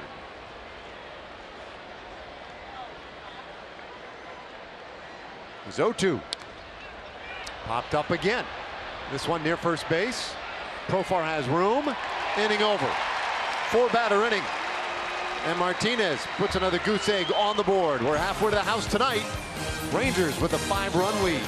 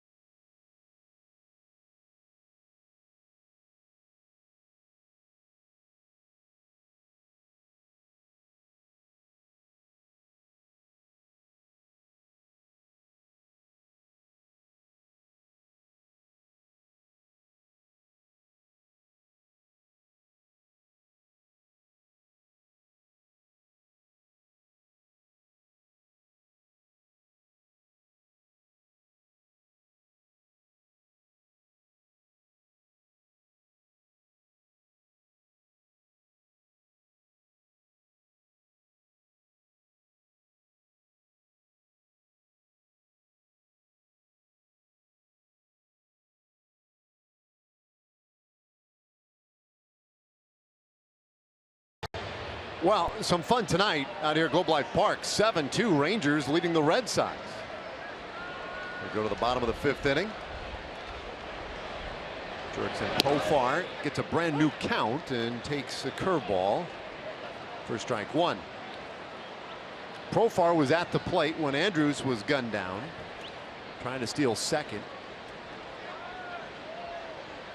He was working on a 2-strike count at the time, so see if he can make anything out of this. He does. Base hit left field. Good start to the 5th. And Profar's second hit of the night.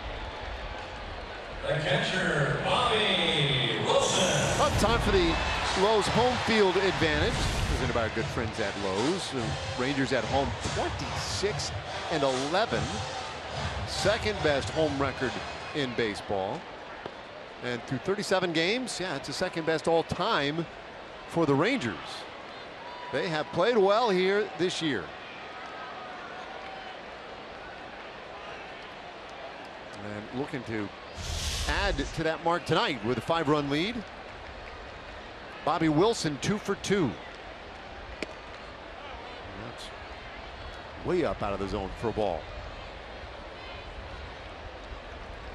Bobby brought an 0 for 15 into this game, but it was worth observing that he had a really big sacrifice fly and at bat. Yeah. I guess that was on Monday. Right.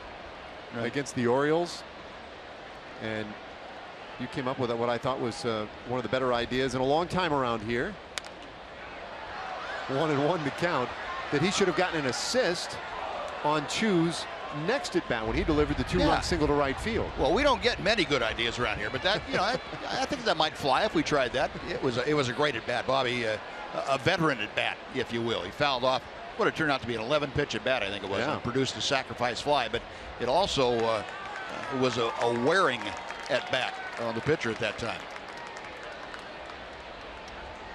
Unfortunately, he goes as a nothing but a plate appearance, no at bat, no real credit other than the RBI for the sac fly. So his 0 for 15 was intact until he saw David Price tonight. Delivered that double in the second, and then the 2-run single in the third that knocked Price out of the game. You say he might have brought an 0 for 15 into the game, but he didn't bring it any further than that. Nope. He made sure that got taken care of very quickly.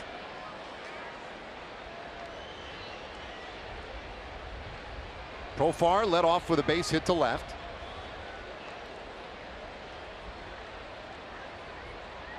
The 1-2 from Barnes, and that one rushed past Wilson. Strike 3, and that is the 4th strikeout now for Matt Barnes.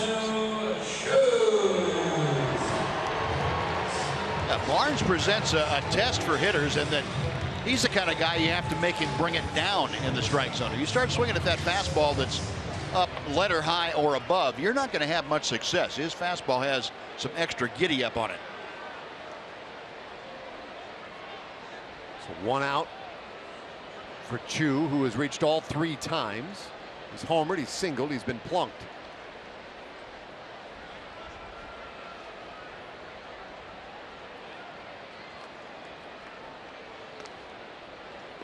I like to think of Chu as kind of a lunch pail kind of guy. He'll come to do his work every day. Hey, you know what? When the Rangers face the Twins coming up on July 9th, well, the first 7,500 kids could be just like Chu. Those 13 and under will be treated to a Shin-Soo Choo tin lunchbox, courtesy of Medical City Children's Hospital. And they can be one of those hard lunch pail kind of guys as well. You get your tickets for Saturday, July 9th. Log on to TexasRangers.com today. Put your PBJ, 12 grapes, and a little pint of milk in there, and off you go. Maybe a cookie. Half a brownie. Yeah. Yeah.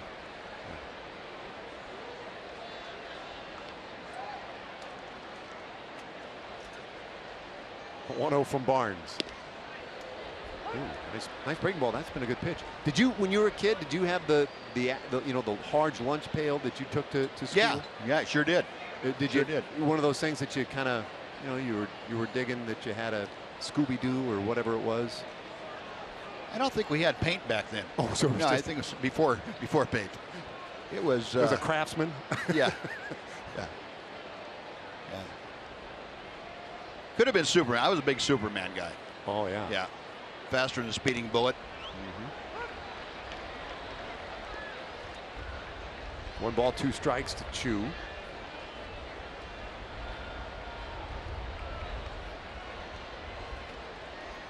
All right, came in with that 400 on base. That's gone up. Saw a little power today, and there he scalded the ball he hit in the second inning as well.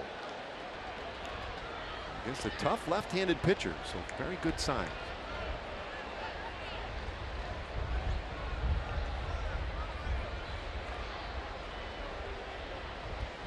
Just again on that lunch pail. Medical City Children's Hospital. Oh, great job. Look at that thing. Got the action shot of Chu on there. That's roomy too. That's a 2 sandwich box right there. 1-2 pitch. Okay. Enough to bring something maybe to trade with your buddy at lunch? Always had to have some extra Oreos just in case. Yeah, that was pretty much the currency of my elementary school. Well, you need multiple Oreos to take the one side off. Exactly. And then stick them together.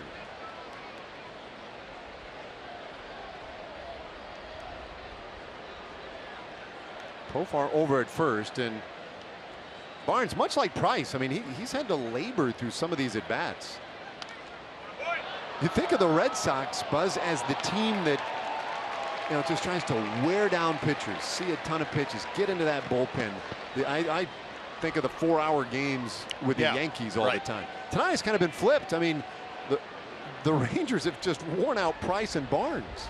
Yeah, David Price always had the reputation of working slowly when he got people on base. And he was very slow tonight. Barnes has picked that up from him. He's decided he's going to be slow with people on base too. And matter of fact, with nobody on base, he is relatively slow. But the Red Sox, to your point, Dave. Well, 2 lofts one out into left, but Brent's able to gauge it. Well, we'll get to that point in a moment, Buzz. First, a Chevy game break. Where's John Radigan? Center fielder Ian Desmond.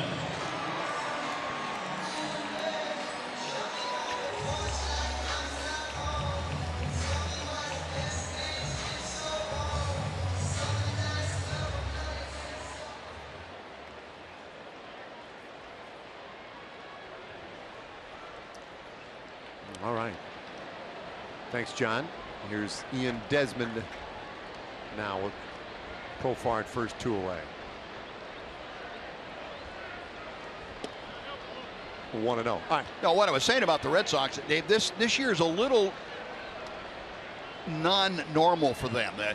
The on-base percentage is high. It's leading the world. They really haven't had a lot of teams that had 3 or 4 300 hitters in it. They had guys that would take long at bats and gather a walk, but they've coupled the ability to be discerning at the plate with the ability to swing the bat well at the plate and get base hits. Speaking of which, well, the Rangers have done a pretty good job of that exact thing tonight as well. Desmond with his 3rd hit of the evening. That's safety into left field. That's Profar at second. 2 men on for Adrian Beltre. Paul Willis gets some exercise. Yeah, he is. And if you had to see Ian Desmond for more than just 6 games a year, he'd be out there a lot, because Desmond is just ripping the ball. It doesn't matter inside, outside, up, down. Ian Desmond's going to have a good hack at it, and chances are he's going to make pretty solid contact. You mentioned 3rd hit tonight, and another 3-hit, multi-hit game, whatever you want to call it, for Ian Desmond. But he has just been incredible since going back to the middle of April. More action in the bullpen. Tommy Lane loosening up, so chance that he'll see some time here tonight. There was a 3-run first inning. Rangers added another in the second, 2 more in the third, a run in the 4th inning, and now a couple of men on base in the 5th. 16 Rangers hits. Adrian Beltre has one of them.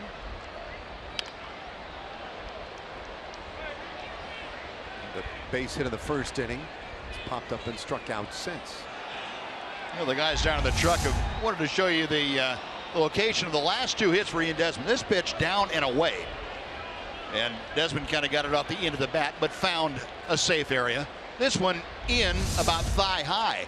So you're talking about pitches that are horizontally 20-21 inches apart.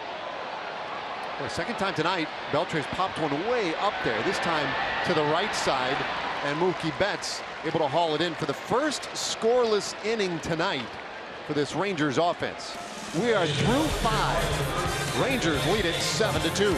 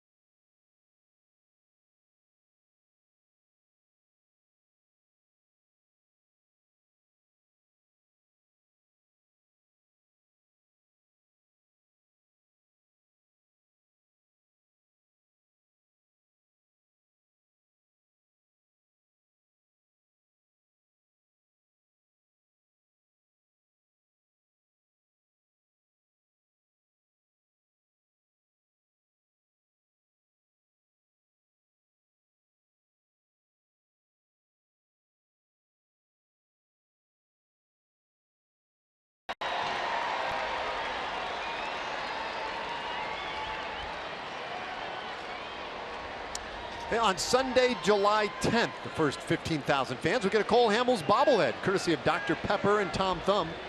It's your last chance to see the Rangers play before the All-Star break. Go to TexasRangers.com or call 972-RANGERS to purchase your tickets. The Twins Rangers on July 10th. David Ortiz on the first pitch. Well, Nick went out there, it looked like, with the express intent of making him swing the bat. And he got him to swing the bat all right. Ortiz hit a rocket, slicing topspin rocket that almost took Elvis out into left center field. Watch this. That's the second ball that Ortiz hit to the same spot. The first one went for a base hit, but Elvis playing on the shortstop side of second this time. Able to knock it down and still had plenty of time to get up and throw him out. See, it's not a tough game. Let him swing the bat, yeah, put the ball in play, and have somebody catch it for you. Ortiz looked like he might have been conserving a little energy going down the line, too. He wasn't exactly smelling base hit there. No. His Big Papi. Hanley Ramirez, and it's 1-1 to him. He had the 2-run homer in the fourth. Nice going, Elvis. Don't ever do that again to me. Easy to smile after a ground out when you're hitting 340. Yeah. You got 521 home runs, and you've driven in over 1,700 people. That's pretty easy to take an 0 for 1. It's like he and Elvis having a nice exchange after that one. I don't know, for me, that'd be hard to swallow. When you hit a ball that hard, you think, I got to get something. I mean, man.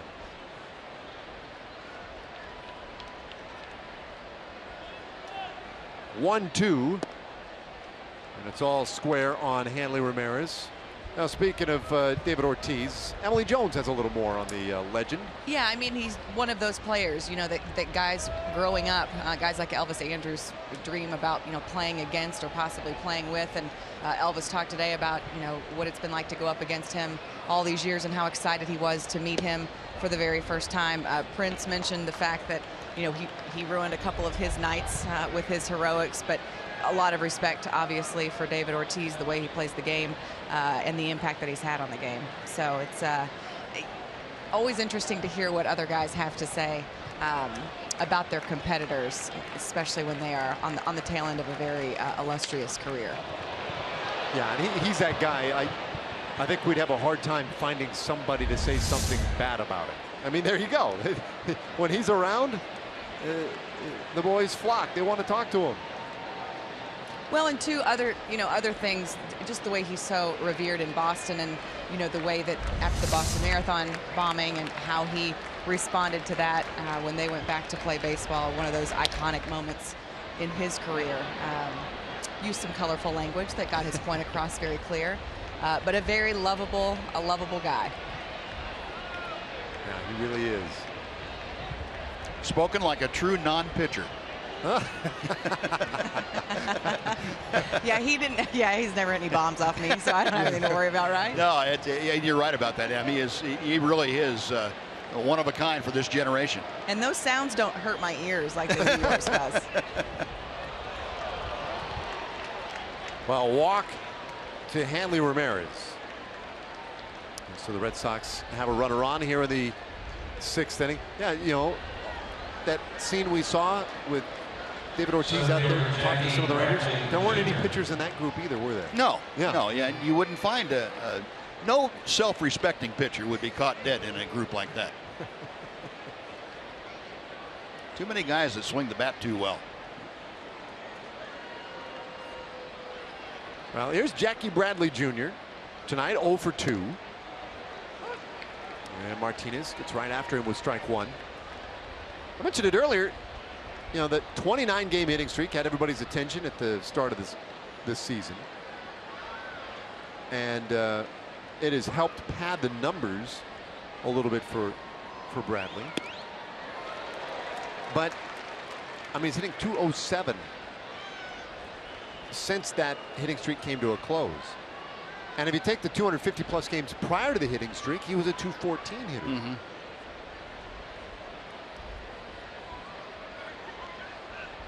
0-2. Yeah, that one a little tall.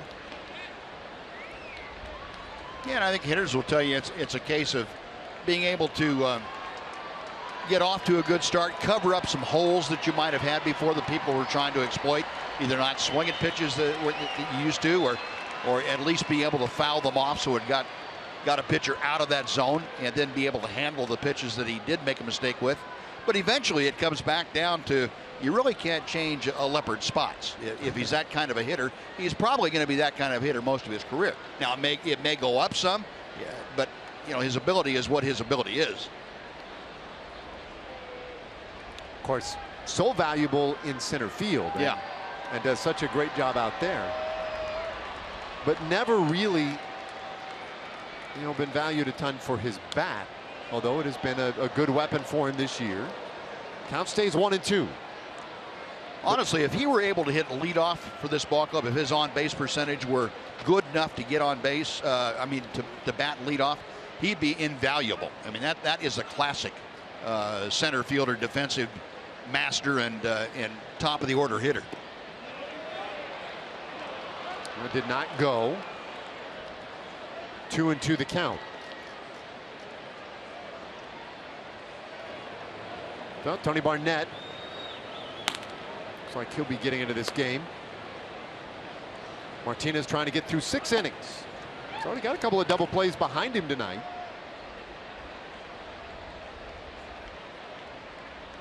Could use one right here. It's a 2-2 pitch. Ooh, that ball hit high in the air, deep right field. And that one is going to be worth 2, but not outs. 2 runs. What a blast by Jackie Bradley. Wow, and it's a 7-4 game.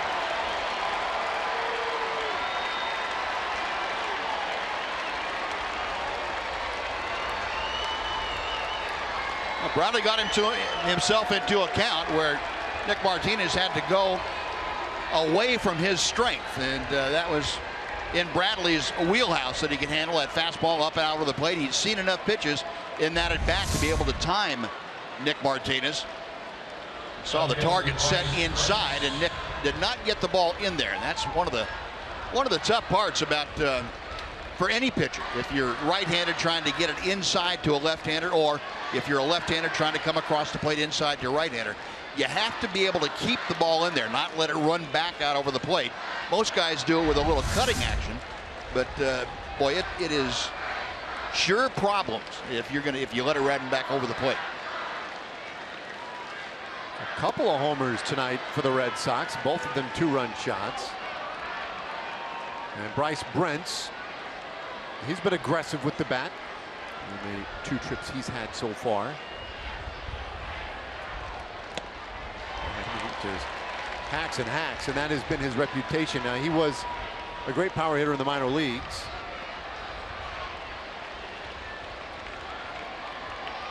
First-round pick out of Middle Tennessee State back in 2010. And Martinez gets him to tap one right back to the mound. Underhanded over there to first, and Brent's erased for the second out of the inning. Third baseman Travis Shaw. So here's Travis Shaw. Well, Nick hasn't gotten over 100 pitches this year. He hasn't gotten to 100 pitches this year in either the major leagues or at AAA. Most he'd ever gotten was 99. He did that a couple of times down at Round Rock, but his last time going 6 full innings back on the 4th of June. That was against Oklahoma City. You get the feeling that this will be it if he can get through the 6th inning. Yep, you would think so. 1-0. It's ball 2 to Shaw. Nick Martinez finds himself in an interesting spot suddenly as we take a look at our Kubota power stats. Mixing it a little bit. 1 to 3 fly ball outs. This one hit high in the air, but deep to center. Room back there, however, for Desmond. Just enough of it. Fans love it. It ends the inning. Jackie Bradley Jr. with a 2-run shot, though. It's the Reds back a little closer, 7-3.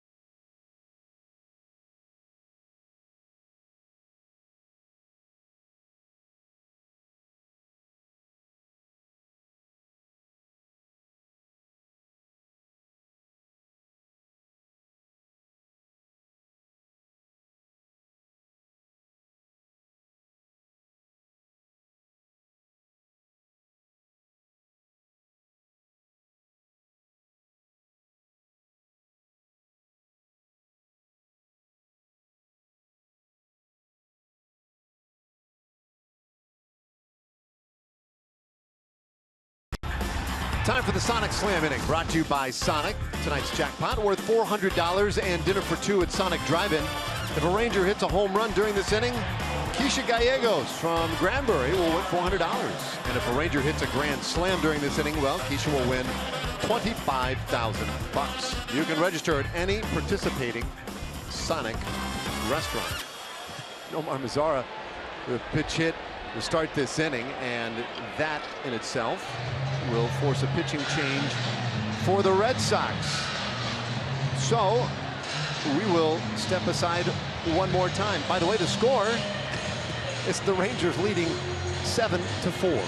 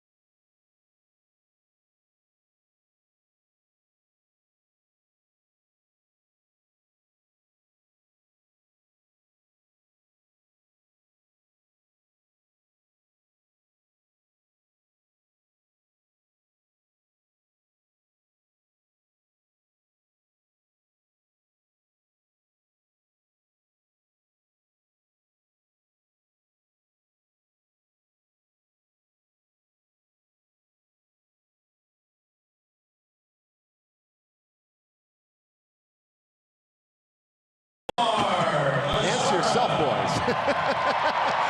All right.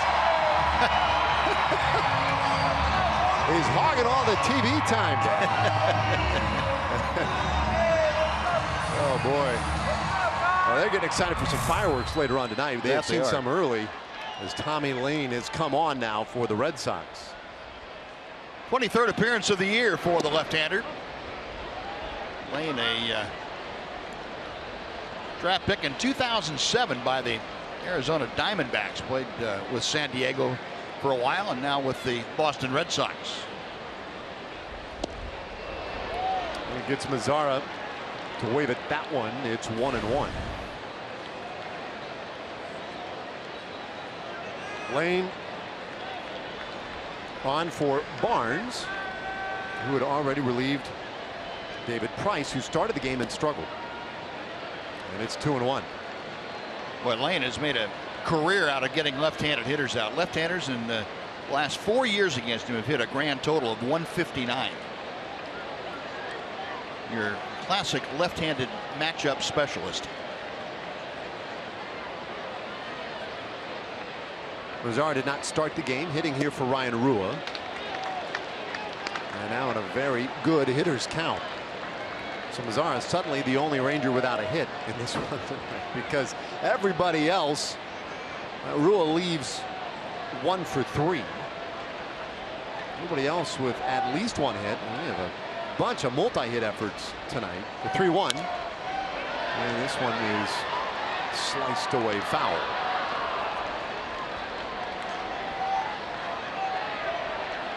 Nomar had the day off yesterday, as did all the Rangers, and then today getting a day off against David Price, but Price didn't last 3 innings. Price went 2 1/3 today, gave up 6 runs on 12 hits and logged just 1 strikeout. So it was a disastrous evening once again for David Price at his ballpark. Bullpen has been on since, and that has allowed Mazara to get back in this game. put quite the shift on him on the infield.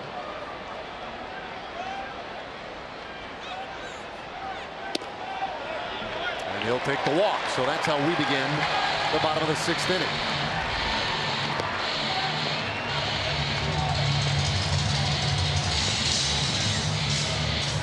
The Rangers have had at least one base runner every night. They've scored in all but the 5th. Designated hitter, Prince Fielder. It was a short one tonight for David Price, but he might argue that point and say it was a long one. Yeah. Depends on your point of view.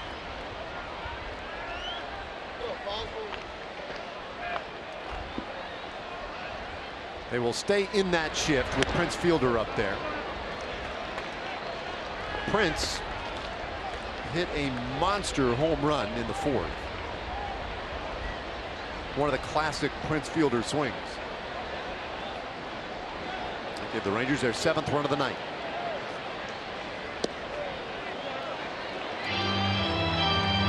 A leadoff walk by Lane, and now 2 balls, no strikes on Fielder, so the lefty struggling to find it. And Prince might get a fastball here, and he might hit another one if he does off Lane. Typically, when Prince gets in one of those grooves, he starts hitting balls out of the ballpark right and left. Favorable call on that pitch. Now here it was in the 4th inning. Released the Kraken. Prince thought about standing there and watching it for a moment, but he's not. I better not. But you know, his heart was jumping up and down about that one. He was happy. Big cut there, 2-2. Well, it's been good to see him lately now. I mean, he's got a 6-game hitting streak going. And in that streak, he is 6 for 19. Closing in on about a .320 average during that stretch.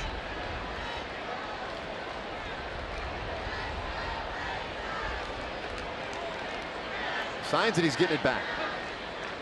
It has been a long struggle, though, to begin the year for him. Full count. Well, that was a bad miss. Vasquez was set way out, and that one came way in.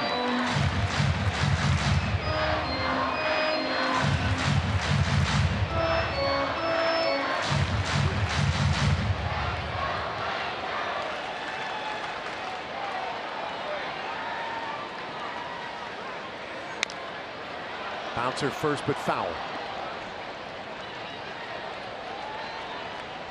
Well, Rangers have stranded 8 base runners tonight. They left them loaded in the 3rd inning.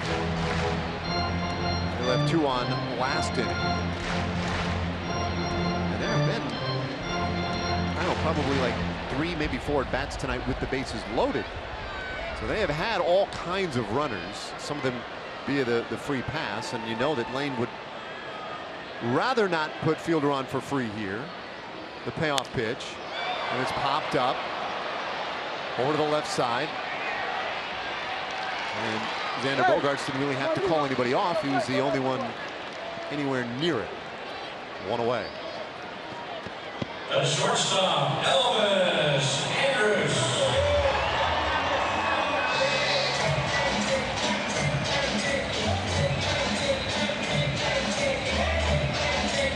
How about tonight for Elvis Andrus? 2-run single in the 1st, single and a run scored in the 3rd, and another base hit in the 4th. Yeah.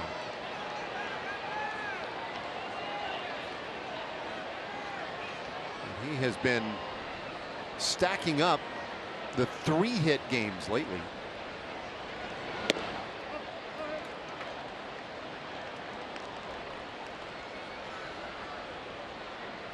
It's been odd for Elvis. He has been up and down. He had an 0 for 13 at one point, an 0 for 15 at another point, and then he'd go on a 10-game hitting streak, a 12-game hitting streak.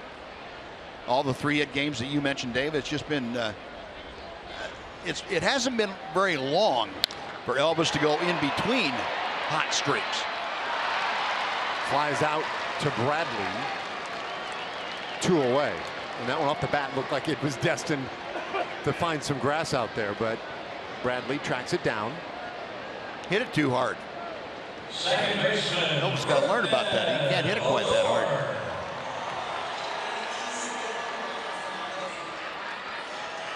Well, Desmond could probably teach him a little bit about that. Desmond had a little floater of a base hit earlier tonight.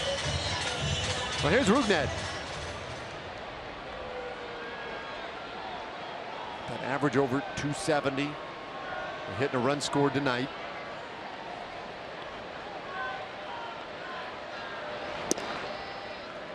And this has been, his ball game has a weird feel to it just because it has seemed so heavily in favor of the Rangers.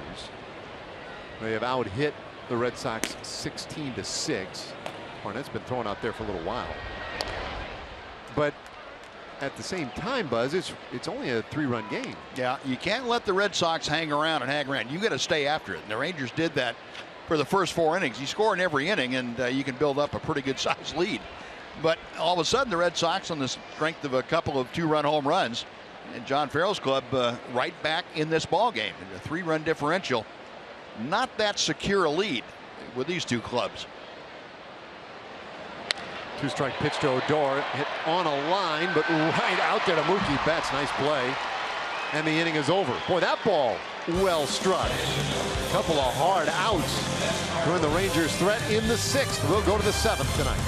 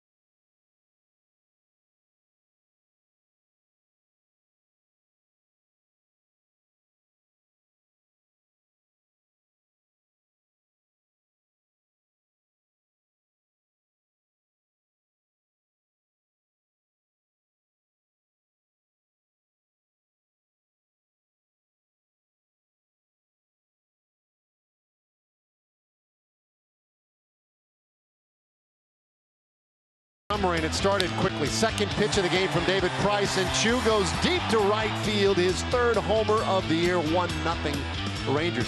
Last pitch that Price threw, Bobby Wilson drives in 2 with that base hit.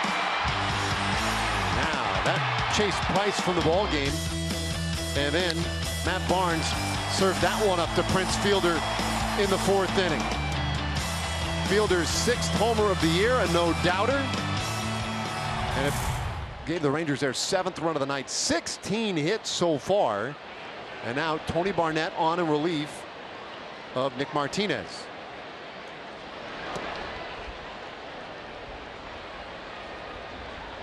Yeah, Tony Barnett, the 32-year-old rookie right-hander out of Anchorage, Alaska. His 29th appearance of the year. League hitting a pretty robust .314 against Tony. But he has had that double play working behind him also. 21 strikeouts, 7 walks. We saw Tony work in that game on Monday against the Baltimore Orioles. Worked a couple of innings. Nomar stays in the game out there in left field, as one would have expected. 1-1 pitch. And Vasquez shoots it out into the seats. Vasquez hit by a pitch his last time up, just grazed his jersey, and he reached on a fielder's choice in the 2nd inning. 0 for 1 in tonight's game. Red Sox with a couple of 2-run homers to keep them close. Count stays 1-2. tomorrow the Rangers will see the knuckleballer Stephen Wright. And Wright, with the American League leading earned run average of 2.01. That'll be kind of an interesting guy to see. And it'll be exciting to see A.J. Griffin back on the hill as well for the Rangers. Yeah, boy, A.J. really chomping at the bit too to get back out there. He was working and finally got back out on rehab assignments, and he said he couldn't wait till he got back out here between the lines at Globe Life Park. That'll be a fun one tomorrow. An 8:20 start. So a bit of an adjustment for fans here in the Metroplex, both on TV and those attending the game. Ooh. Vasquez chased after that one, missed it all, and sent that bat flying. Strikeout for the first out of the 7th inning. The bat was fair. That would be a little adjustment to the rules, but he has an argument. Tony was about to try and field that bat. Tony had the Bob Uecker approach to catching bouncing objects like that. Wait till they stop and then go over and pick them up. That's what Uecker's explanation of trying to catch a knuckleball is all about. And no big deal. And what was it? Who did he get to? They were getting to know the fans back behind home plate. Yeah. Yeah. Know them all on a first name basis by the end of the game.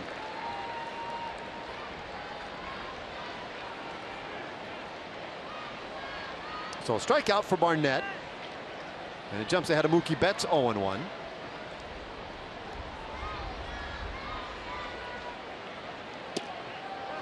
And just a little bit wide. 1 ball, 1 strike. Betts tonight 1 for 3. This single came back in the first inning. Since then has struck out and grounded into a double play.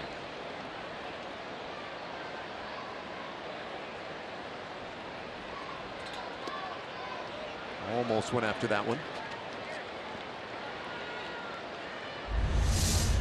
So we saw that strikeout a moment ago by Vasquez.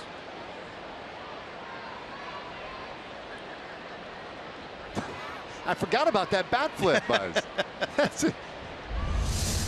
Note to self: don't use as much pine tar if you're going to flip the bat. Yeah, maybe that was the adjustment, right? He had too much the first time and not enough the second time. Roller to Elvis Andrus. Profar went up for it and stays up for it. 2 away. Second baseman Dustin Pedroia.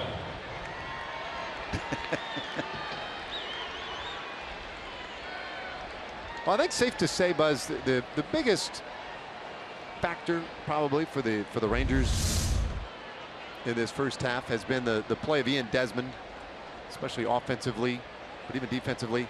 That guy right there, Profar, has had a pretty big impact since his call up too.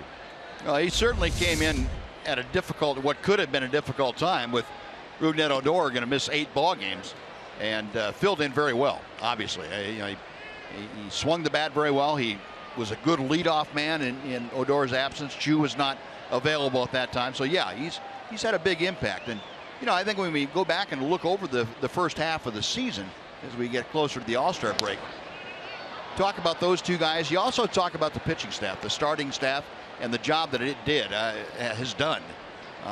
It's kept the onus off the bullpen for the most part. Starters have really set a positive tone for each and every ball game. Yeah, so many quality starts. And really no weak links. There have been precious few of those starts that have then, asked the bullpen to pick up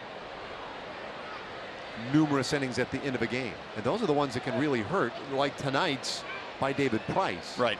Because the pressure that puts on the bullpen tonight has an effect tomorrow and then on Sunday. You're right, though. I'll throw another one out there. The catchers. Catchers have been outstanding. Goodness. Yeah.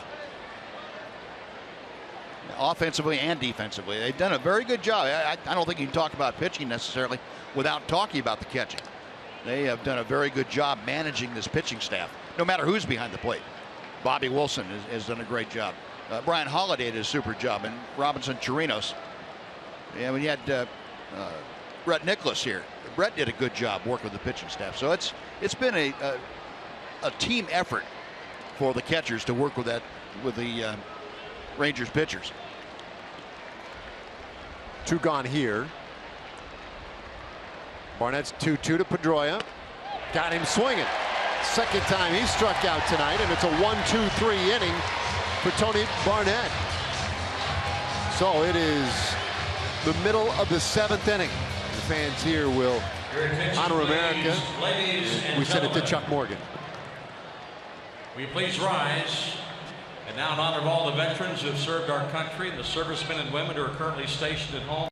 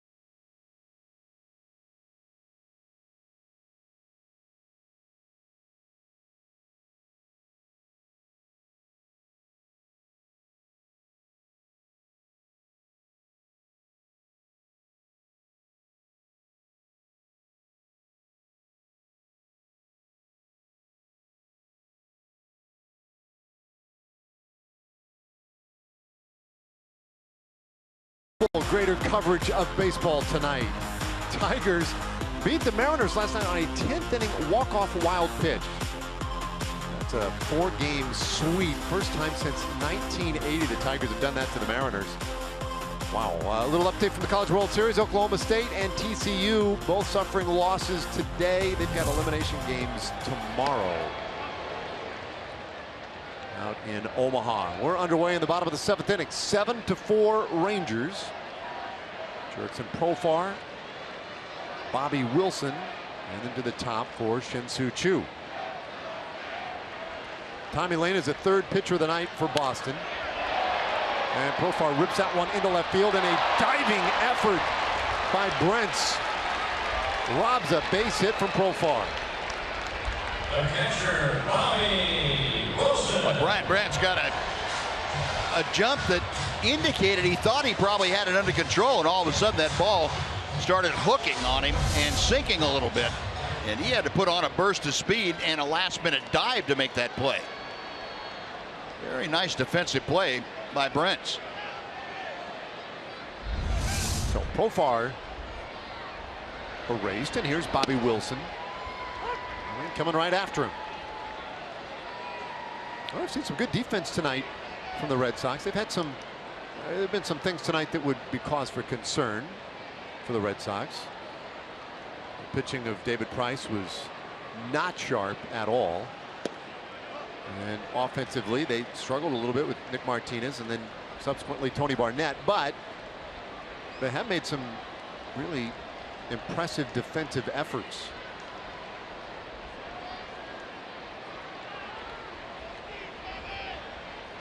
One to Wilson. Boy, he hammers this one down the left field line toward the corner, but foul. And Bobby knew that. He was hoping and praying as he kind of took a couple of steps toward first, but then he realized, no, that's not going to stay in. Certainly hit it hard enough. Well, he gets that bat head out there sometimes. It just hooks him. Yes, he does. Line.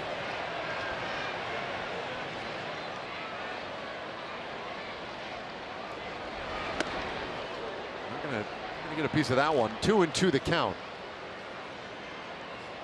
Wilson with the double and a run scored in the second inning. Drove in a couple in the third, and that was the hit that knocked Price out of the game.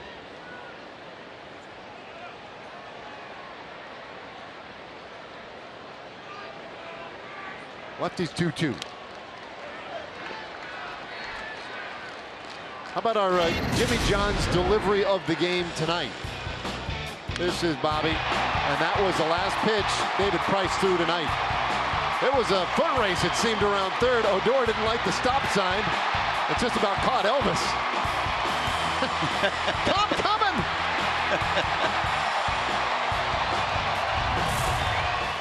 Looked almost like a tag team coming in there. That was good. 2-2.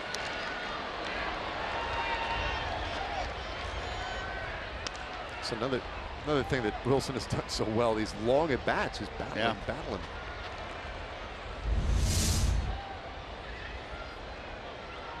Well, the location now, that target set up low and inside, and David Price not anywhere near it. It was high and at least over the middle of the plate, if not the outside part of the plate. Wilson down swinging.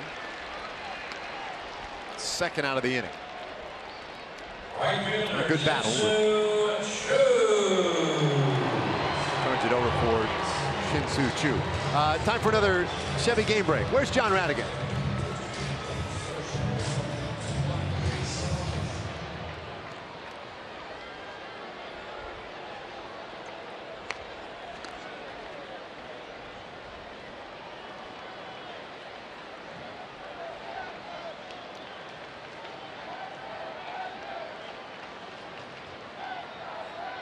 All right, thanks, John. Yeah, so get down to crunch time in Omaha. Choo's had a great night tonight.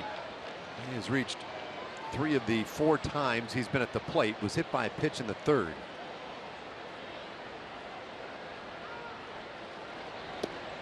And the home run really set the tone. 1-1 the count. Got the sense this afternoon around that clubhouse that this team wanted to come out and establish that aggression. True, normally so patient, jumped on the second pitch of the game and powered it right out of you. 1-2 the count. Jake Diekman loosening up in the pin. Well, I think the way that Jeff Manister talks about that, the coaching staff talks about it. You want to be aggressive, but you want to be smart at the same time. And Choo's a real good example of that first at bat. He took the first pitch, fine, he settles back in. Then he was looking for a pitch that he could do something with. He got one in the zone, then he was aggressive with it. So that's being smart and aggressive in the same pitch.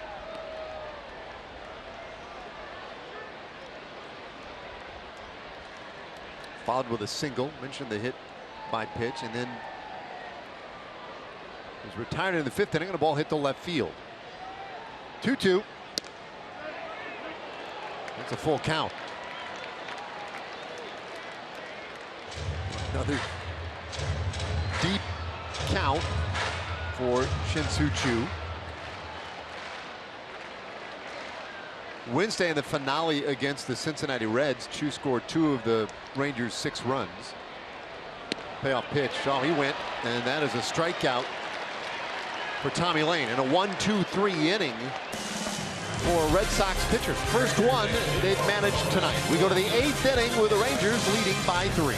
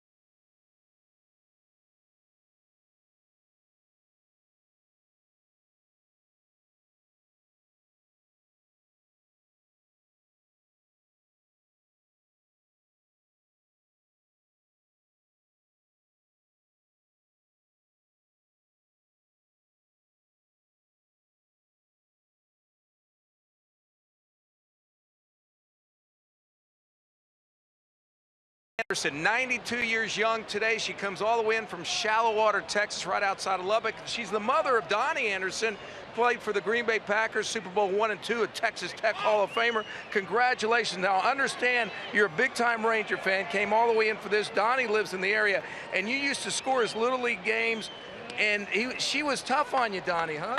Oh, if it hit the glove, it was an arrow. I mean, it was, oh, yeah. I mean, she wouldn't give us a hit if her life depended on it. Well, there you go. Way to be a good mom. Did a great job. Thanks for being a great Ranger fan. Congratulations, fan of the game. You're happy to be here, right? Right. Okay. Happy birthday. There we go. Go Rangers! There we go, Dave. All right. Thanks, Noxie. He gets the best out of him. Yeah, every time. 92 years young. Isn't that something? Yeah, looking good, having fun out of the ballpark. That's awesome. May we all be so fortunate as we get going here in the 8th inning. Mitch Moreland comes in to play first base. So showing things up a little bit defensively. Profar, another great job over there tonight. So 3, 4, and 5 hitters for Boston. And Barnett, after a 1-2-3 7th, out again. Shots misses. 2-2. I would imagine that if, well, in whichever way it goes with Bogaerts, whether he gets on or not, Jake Diekman ready out there in the Ranger bullpen, he will probably be asked to face David Ortiz. 2-2. Hit high in the air, left field. Mazzara ranging over, 1 away. So Barnett gets the right-hander. The dangerous lefty Ortiz coming up. Well, maybe not.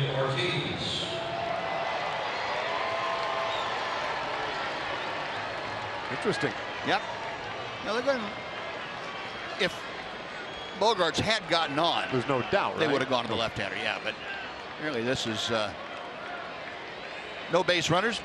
Give Barnett a chance to face Big Papi. First one right down the chute for a strike. Ortiz 1 for 2 tonight. With a walk and a run scored, was intentionally walked in the first.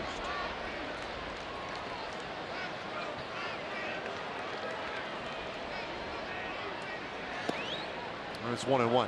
He announced that this is going to be his final year. He did that back in November. He says now that he wishes he wouldn't have made that announcement. Yeah. Not because he wants to play. He says not because I, feel like I need to play another year, but it's just added more distraction, and there's plenty for him wherever he goes anyway. And I think with the way he has played this year, obviously, it's had everybody asking the question, really? You're not going to do this again? It may have made him ask that question about himself. Am I really ready to give this thing up? 2-1 the count.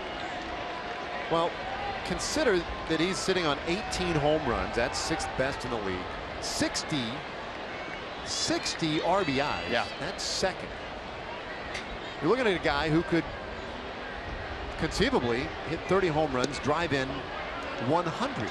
Right. All right. He's 40 years old. So I thought, well, I wonder how often that has happened. You figured Barry Bonds was pretty good at the end of his career. Surely. You know how many guys have hit 30 home runs and driven in 100 in their 40s? No, how many? Never happened. Never happened. It has never happened, but this guy could do it. Liner right to second. But the shortstop, Andrews, is there. Oh, he's not happy. No. That's enough. Not fun and games anymore. Twice he's lost some scalded apparent base hits. And they've been on either side of second base. He has pointed out to Elvis and said, would you please make up your mind which side you're going to play on? Watch the expression on this. Hey, you got to be kidding me. You were just on the third base side a second. What are you doing over there? And Elvis won't let up on him. A big smile coming up. Yeah, I'm here again. Hanley takes ball 1. Well, that's awesome. That's twice now. Elvis has robbed the big fella. He'll get back on the railing and get after Elvis here shortly. Well, Ramirez just about lost his helmet. Make up your mind. You're over there. You're over there. What are you going to do? Come on now. Elvis just said, just face it. I'm going to be wherever you hit the ball. That's all there is to it. I do what I do. You do what you do.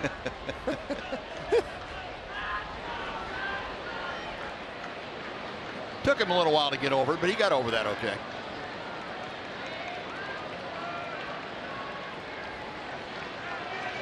Meanwhile, a couple extra moments for Bobby Wilson after that last foul tip.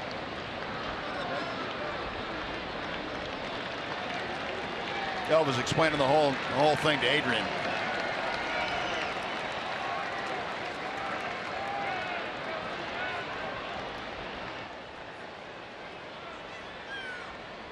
Two out, nobody on.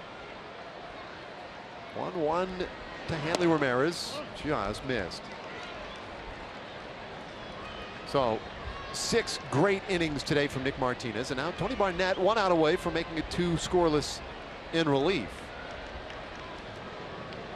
That's not insignificant. Big lift. Up and away. Well, you give just a little extra breather after the off day yesterday. Some of those guys in the bullpen. 32 years old.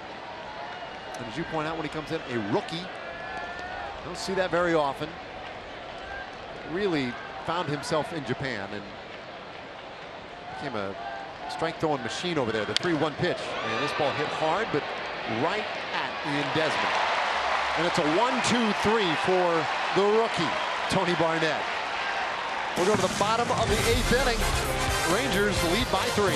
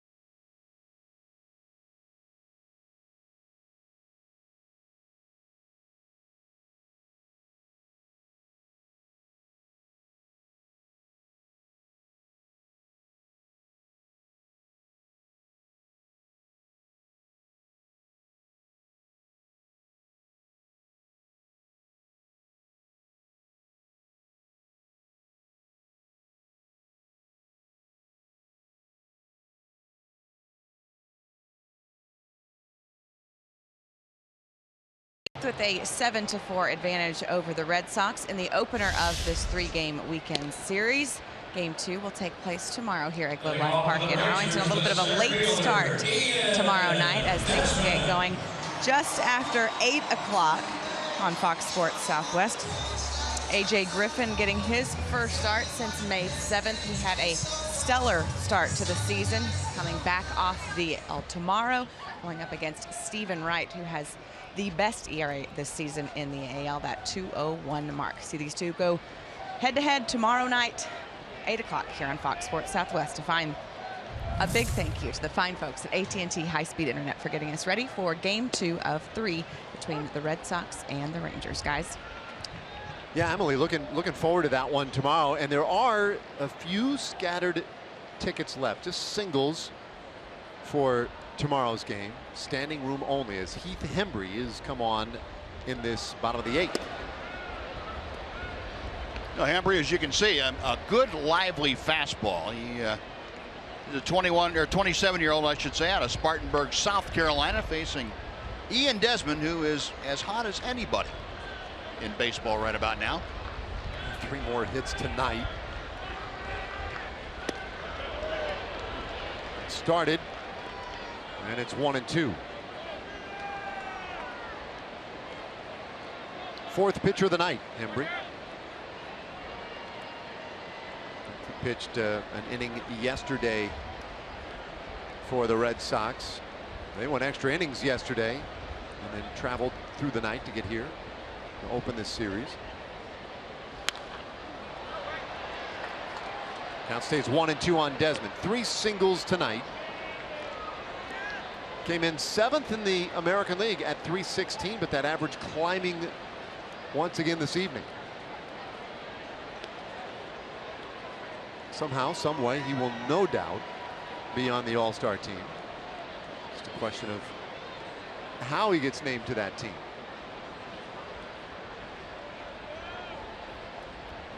Still have time to vote.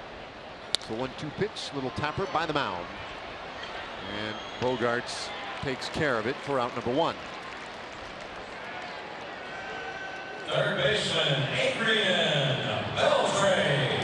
Hey, MLB.TV Premium, the #1 live streaming sports service, delivers everything you've come to expect and a whole lot more. You watch every out-of-market game live in HD on over 400 supported devices. It includes a free subscription to @Bat Premium, the #1 app for live baseball. Now, blackout and other restrictions do apply, but go to MLB.TV for details.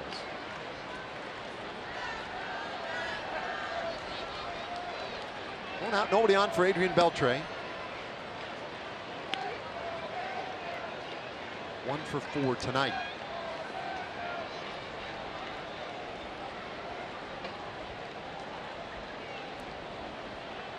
We saw Matt Barnes earlier tonight in relief of David Price, and now Embry. And both are guys who have thrown the ball well recently. Both are guys who are potentially moving into that 8th inning role, because Koji Uehara has not been good this year for Boston, and they're very concerned about that. Who's gonna take over as the setup man for this Red Sox team? Not in that spot tonight. Not in that kind of a situation, as it's now 2-1 to Beltre. Yeah, both Uehara and Junichi Tsuzawa, who has had very good stuff but has fallen off a bit, kind of going back and forth with that 7th inning, 8th inning role when the Red Sox have had a lead. And it has been a little bit more problematic for the Red Sox to get them enough space to work and get themselves back into shape mentally to handle that part of the game, because neither one really is throwing the ball the way they have in the past several years. So that's posed a little bit of a problem for them. Yeah. I mean, they feel like they have some issues in their rotation as well that they need to address. 2-2. Beltre bounces it left side. Play by Shaw to cross over, and he gets Beltre. They're 2 away. I'll bring up Nomar Mazara. Left fielder Nomar Mazara. Well, yesterday was the off day for the Rangers after Wednesday night concluded a 20-game stretch in 20 days. A stretch that began on June 3rd. At the time, the Rangers were nursing a 1-game lead in the division over the Seattle Mariners. They went 16-4 over that 20-game stretch with 8 victories as one-run fashioned wins. So at the conclusion of play on the 22nd, they ended up with a 10-game lead, but not over Seattle. A 10-game lead over the Houston Astros. Seattle had drifted even further back.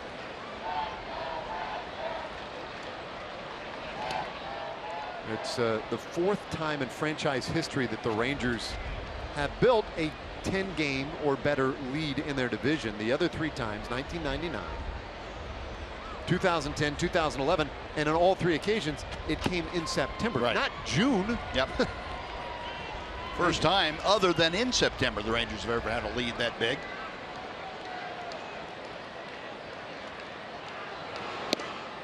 Breaking ball for a strike to Mazara. It's 1-2. Jeff Bannister finds himself in some uncharted territory at the moment.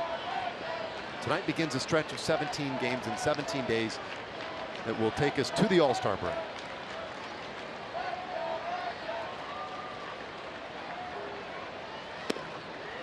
They wanted that up, and it was up and out. 2-2 on Nomar Mazara. He came in to pinch hit in the 6th inning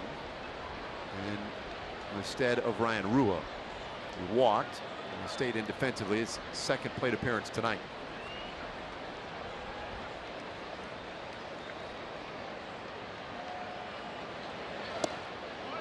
That's a full count.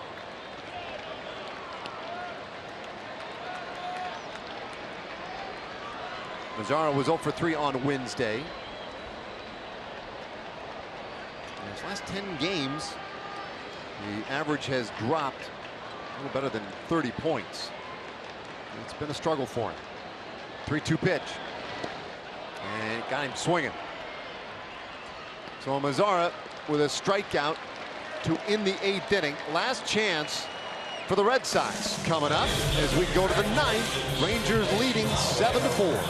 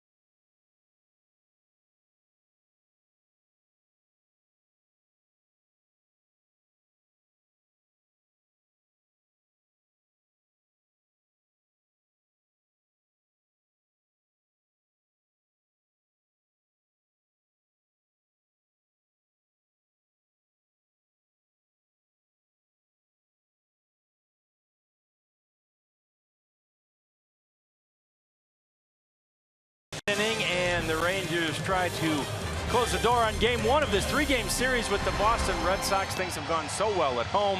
Rangers trying to improve upon the 2nd best start ever here at Globe Life Park in Arlington, and they've done a pretty good job doing that tonight. After the game, it's a full slate here in the Captain Morgan Club. Me, Pudge Rodriguez, Mike Bassick will all be talking about this game and the rest of this series. It's all coming. Look at those guys. Look at them. They're ready. They're fired up. Pudge is ready. Loves these long games, and we're talking about it. Lots of post-game reaction. It's all coming up right after the game. Dave, Buzz, let's get it back to you guys. Right on, John. Thanks. Staying up late with John Radigan on a Friday night. And the good news is it should be a lot of fun to recap what so far has been a very good game. Jake Diekman on to try and finish it off. Yeah, Jake, the opportunity to close things out here tonight. Left-hander Bradley leading things off. Diekman, we last saw Jake here, and Jake didn't have a good time against Cincinnati. The Reds touched him up for 3 runs in 1 inning of work here on Wednesday night. So Jake trying to get back on that horse that throwed him. 1-2 to Jackie Bradley.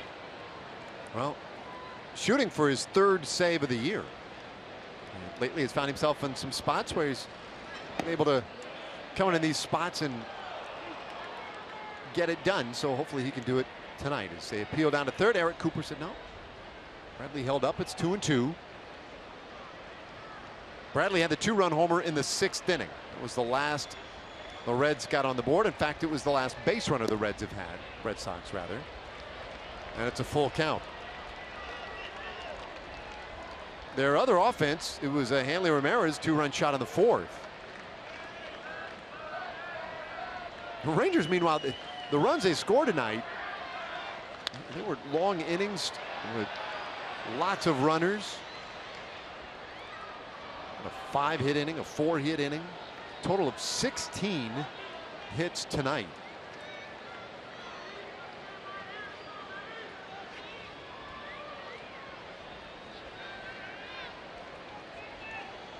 So Jackie Bradley Jr. 1 for 3. And Diekman's full count pitch. Nice pop foul. Out of play again.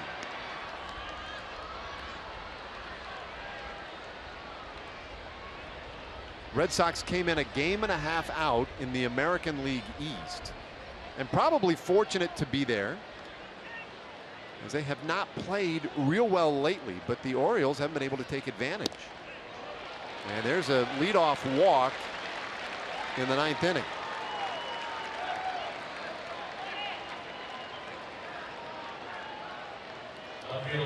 Not the way Diekman wanted to start this relief appearance, but he does have the final 3 in the batting order to contend with here. That was part of the problem the other night for Jake. His command was not nearly as sharp as what we've seen. He gave up a walk and then a 3-run home run to Cincinnati. Rangers fortunately had a 6-run or 5-run cushion at the time, but that was not what Jake had in mind. 1-strike pitch on the way to Bryce Brents. Boy, that one fouled right off of Wilson's face mask. Ooh. Good thing he had the mask on, huh? I don't know how catchers do that, to be quite honest. Foul tip after foul tip. It's no wonder as we slow things down and get a replay of those things, that more guys don't have concussion. Yeah. You see every once in a while now guys going on the concussion disabled list, a 7-day list, but you understand why catchers get that, and I'm surprised more umpires don't get it. Yeah, it's scary sometimes. Yeah, even the youngsters trying to stay protected. Big swing and a miss, and Brents strikes out for the first out of the 9th inning.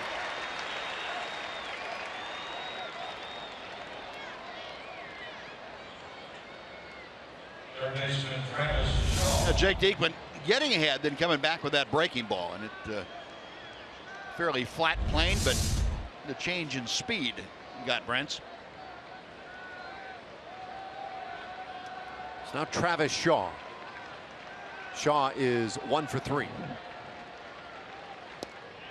And he takes strike 1. Excellent efforts tonight by Rangers pitching. Nick Martinez, 6 innings, 4 runs on 6 hits. Tony Barnett, 2 shutout innings, faced 6 hitters. Well, that was clutch. And now it's 1-1 to Shaw. So trying to use anyway a minimum of relievers.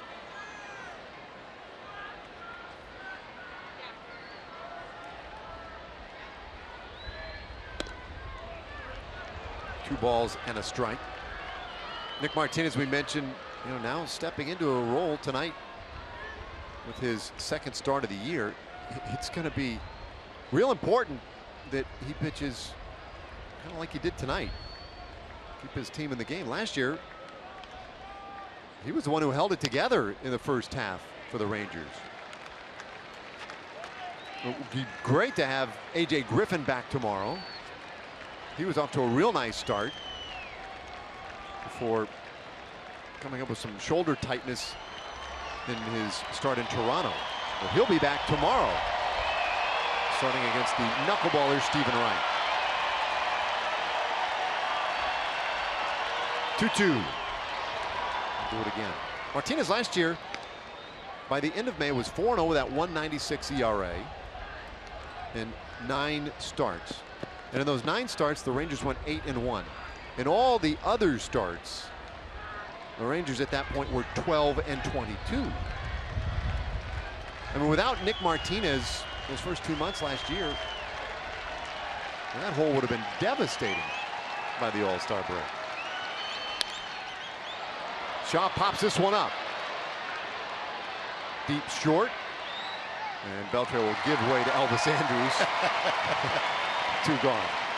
Adrian was going to get back there and do that little game that he plays with Elvis, and he saw the wind kind of taking that pop and said, I got to vacate the premises to get out of Elvis's way here. There's time to play games and there's times not to play games. And that's not the time to play games.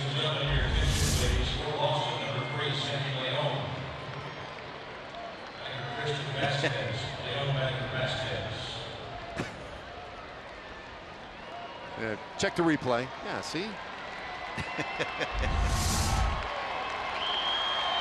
That wind having a little bit of an effect tonight as well. Pinch hitter now for the Red Sox as Leon steps in for the first time tonight. Sandy Leon, a catcher who has done an incredible job at the plate. He's 11 for 21. Yeah. Batting average of .524 in his limited time. He's last man standing, though, for the Red Sox.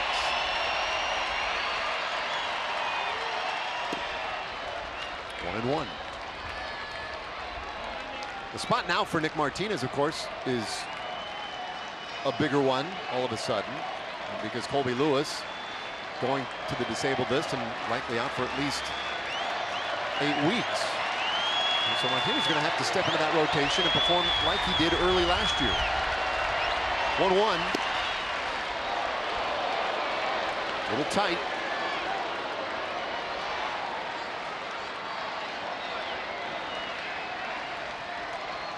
Diekman needs one more out to preserve the Rangers' 48th victory of the year.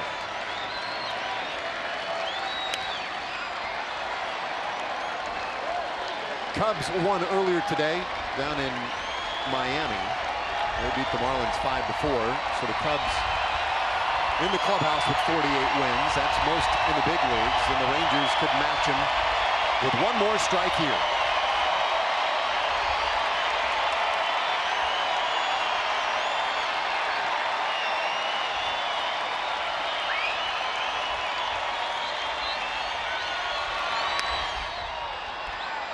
This pop-up heading toward the seats, and Moreland does not have room. Jackie Bradley Jr. has advanced to second base on defensive indifference out there in scoring position. But not terribly significant with his team trailing by 3.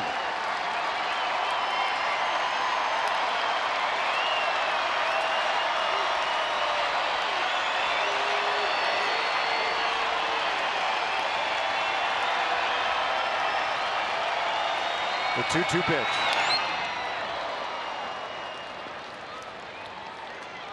Well, we've got 46,811 here tonight, Buzz, and they have enjoyed all kinds of Rangers offense early.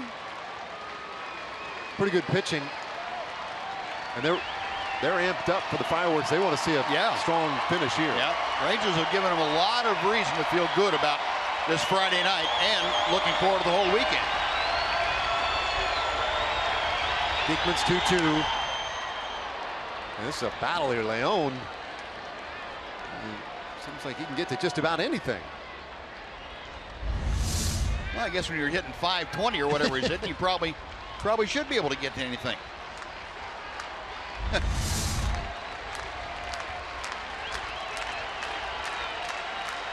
Where do you throw it now?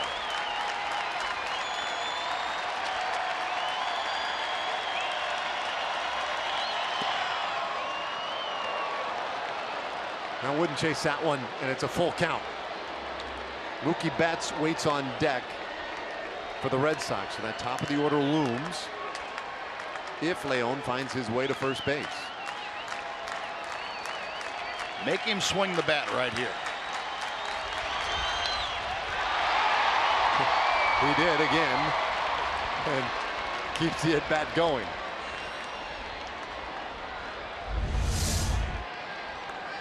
And Jake coming back to the good low fastball. And credit Leon for being able to foul it off, just get a piece of it. You don't want to let Leon get on and bring that potential tying run up. This is a big pitch right here. 3-2. Oh, goodness.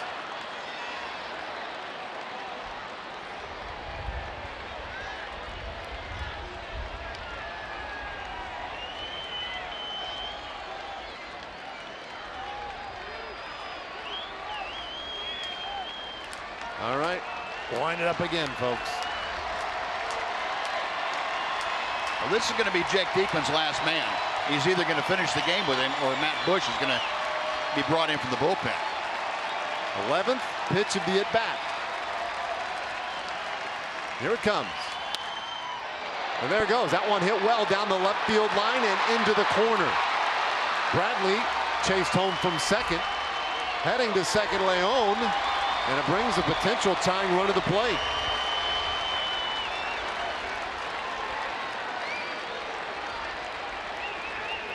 RBI double by Leon, who, I mean, nobody seems to be able to get him out. You see 11 pitches in an in bat, and good hitters, and Leon apparently is one of those right now, able to time it pretty well.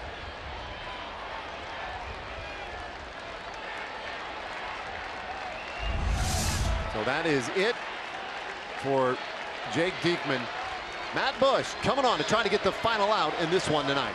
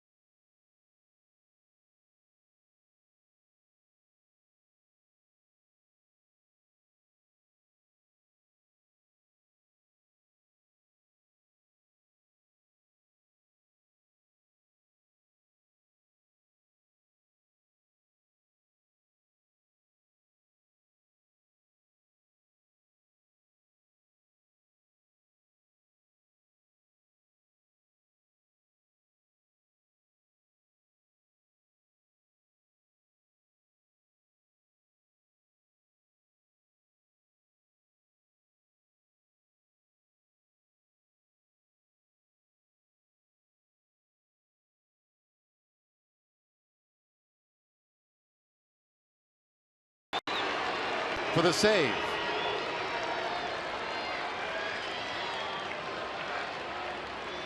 '20th appearance of the year, a 2-0 record. The numbers pretty dadgum good all the way down, an ERA of 1.02. First time that Matt Bush has been asked to get the final out of the game. We'll see if it changes how Matt goes about his business. I don't think it's going to. Matt has a pretty good temperament for this stage of the ball game. But the 30-year-old rookie trying to get that final out, nail down a win. It's 1-0. And he finds the corner.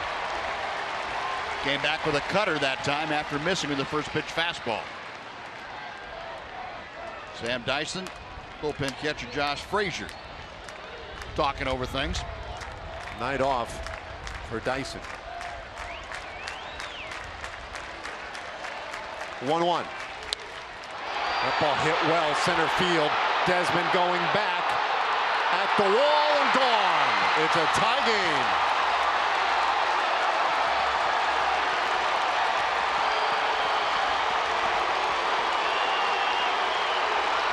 That's a danger of this Red Sox team. 16th of the year for Mookie Betts. And we're all square at 7. Tried to come back with a fastball and got it in a bit on Betts, and Betts very quick in there. Able to get the head of the bat to it. Target set down and away, and that didn't get down and away. That fastball pretty much middle.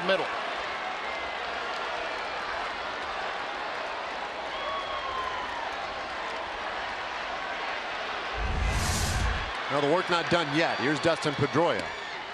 Oh boy. Strike 1. Yeah, you're off the hook.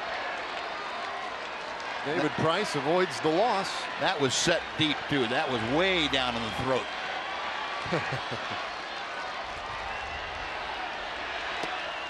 1-1. And that's tough. It was what appeared to be a sure win for Nick Martinez. It's gotten a little interesting here in the 9th inning. Bush has got to find that strike zone in a hurry. There's a lot of danger looming beyond Pedroia.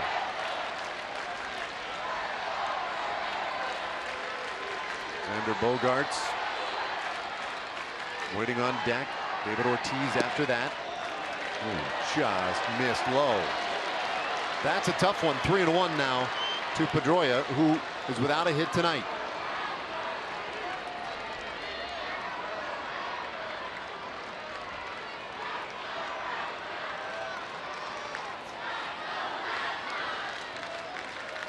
Right-hander's pitch. And Pedroia puts it back in the seats. It's a full count. Pedroia struck out twice tonight. Grounded out, also walked.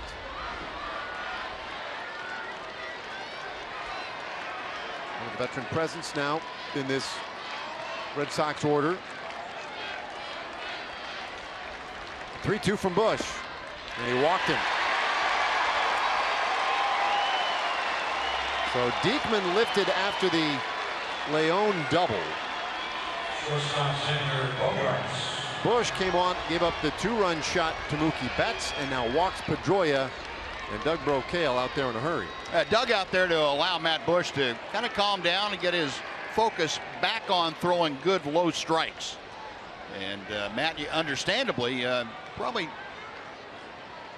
trying to push back that disappointment that he felt after the home run to Betts, and lost focus of the strike zone a bit to Pedroia. But now he's got to regain that and regain it quickly enough to go after Bogaerts and get the final out of this 9th inning and give the Rangers a chance to walk it off.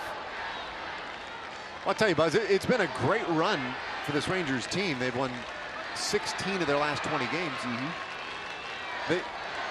They never make it easy. When do we get the laughers? Ball 1 to Bogaerts. Another tough and tight one here.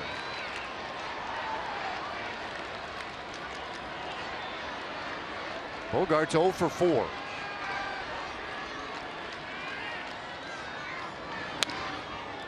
And it's 1-1. Twice he's popped up tonight. He's also grounded out and flied out.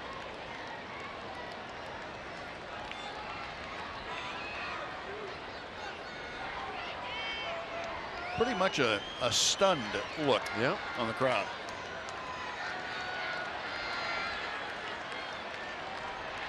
One pitch, and did he go? 2-1.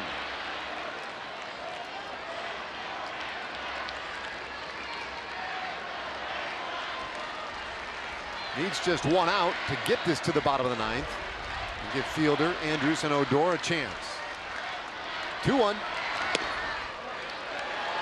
That didn't miss by much either. Now the fans are going to start getting restless.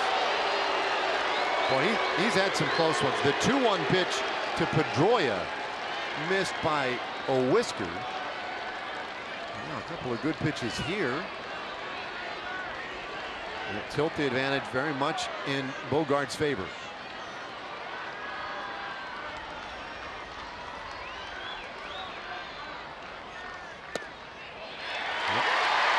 That's a strike call, and now Bogarts is going to have an argument with Adrian Johnson.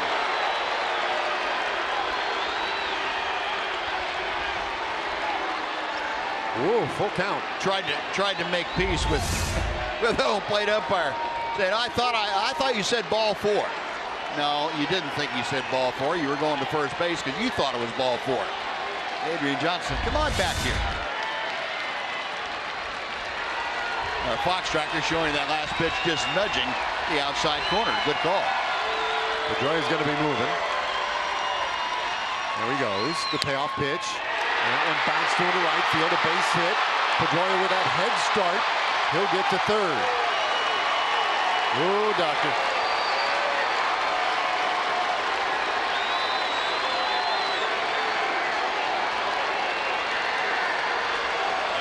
On the corners for David Ortiz.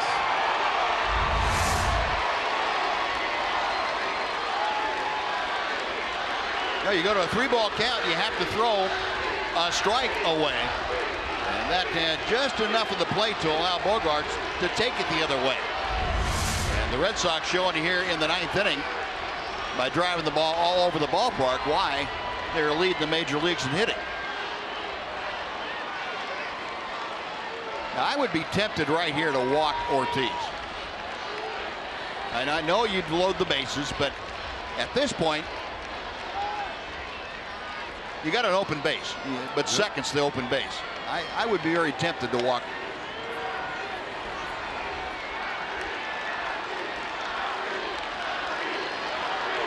Well, David Ortiz robbed the last 2 times up by Elvis Andrews. Woo. Strike 1. Singled back in the 4th inning, scored a run.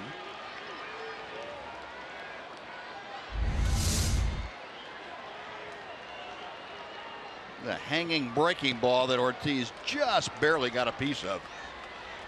Our super slow-mo camera showing you that. Didn't get much of it, but just enough to foul it off.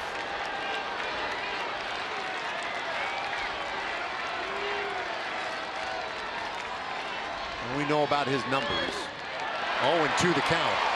He's put up gaudy numbers his whole career, and they're almost unbelievable in this, his final year as a 40-year-old designated hitter. The other fact about David Ortiz is he's always been Captain Clutch. And he's come through in some big spots for this team over the years. Matt Bush trying to put him back in the dugout. Just missed.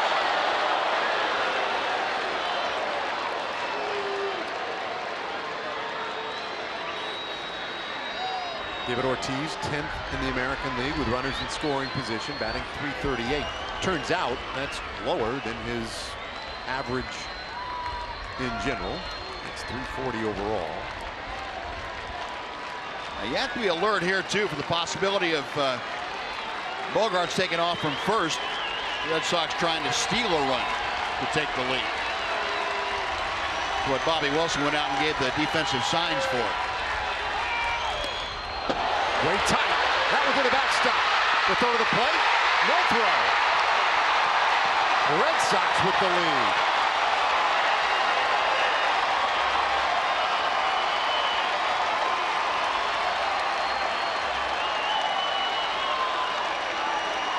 Oh, a wild pitch. This got a little tight around here.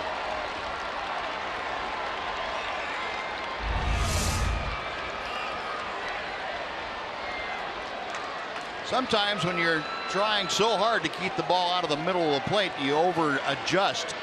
You try to make the perfect pitch off the plate. And I think that's what happened to Matt. I think he just overthrew it and went all the way to the backstop. Well, Bogarts had third base stolen there. Yep. Twice in the same pitch. He started, he stopped, he went again.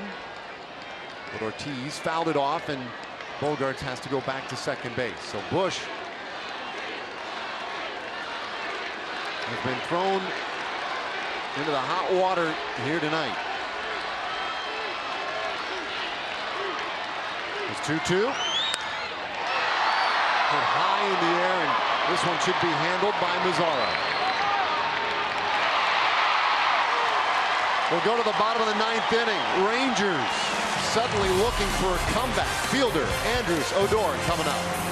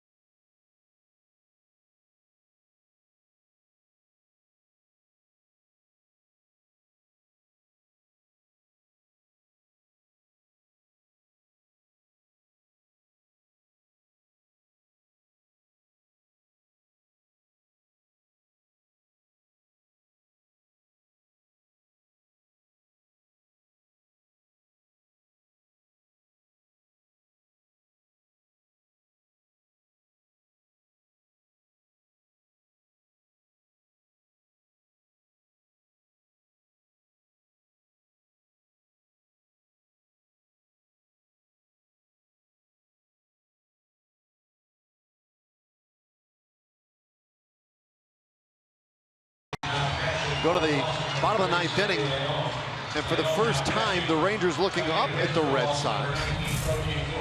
Koji Uehara has come on to pitch after a disastrous outing on Wednesday for the Red Sox. Now the 41-year-old from Osaka, Japan, his 29th appearance of the year. That ERA now is ballooned all the way up to 4.78. Still pretty good opponent's batting average, is 214, but Koji, as you mentioned, Dave, he has been rocked recently. And the Red Sox really trying to figure out what they can do with Uehara and Tazawa. Well, and you saw Leon stays in to catch. Prince Fielder leading it off. Prince hit a bomb in the fourth inning. He's hitting 6 straight. 1 for 4 tonight.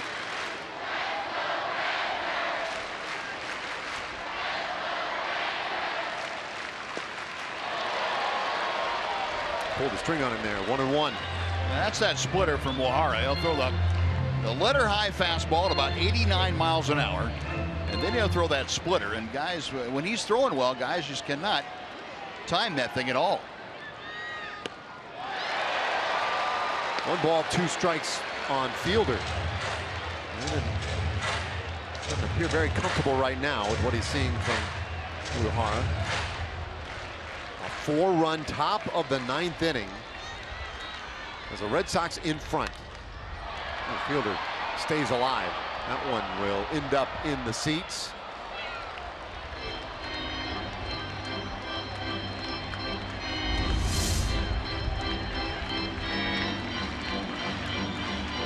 Tough to get on top of that pitch, but Fritz did it. I don't know how he did it.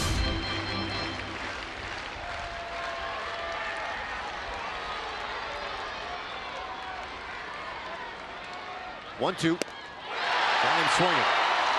That has been the calling card over the years. Uehara, very much a strikeout pitcher. Part of the problem this year has been he's throwing too many strikes. Now, you know that fastball is going to be up when he throws it. That's where he lives. Guys just don't seem to be able to time that very well after having the splitter thrown down in the strike zone. Big night for Elvis Andrus. He can make it bigger by getting on base here. Takes ball one.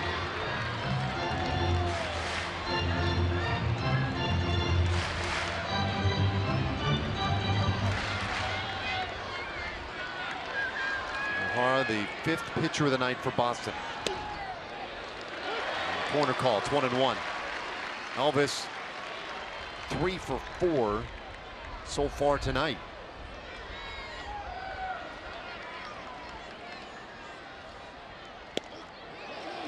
With the belt, 1-2.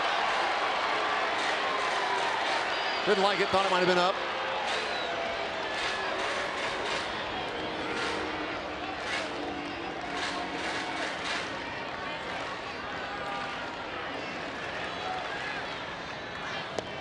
Got him swinging. Back-to-back strikeouts. Now this is just unbelievable. Second baseman, Odor. That split finger pitch after the high fastball is not only a change of speeds, but also a change of eye elevation. Having to go down in that strike zone, it's tough to lay off. You know it's going to be out of the strike zone, but you can't stop yourself.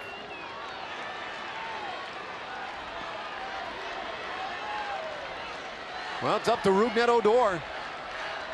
Keep the Rangers' hopes alive.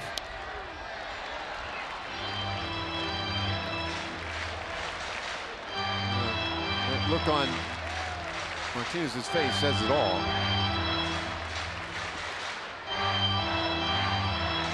Apoplexia. What happened?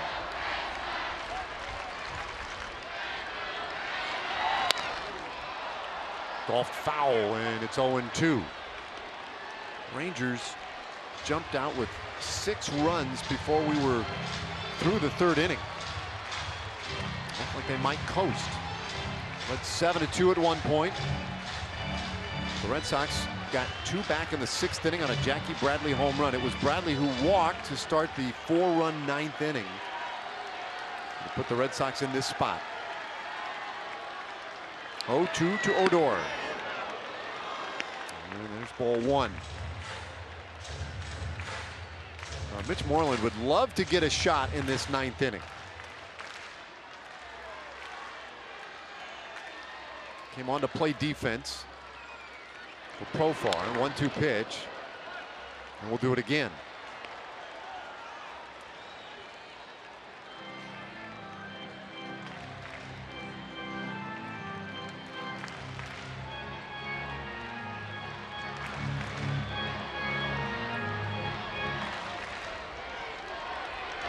Just looking for something to drive. 13 home runs this year. And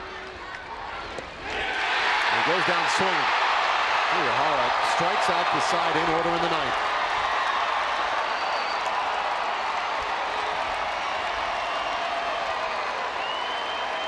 That's gut-wrenching tonight. Rangers lose a very tough one here. 4 runs in the 9th inning for the Red Sox. And then they shut it down at the bottom of the 9th, and Boston takes the opener of this 3-game series 8-7. We'll be back with more in just a moment.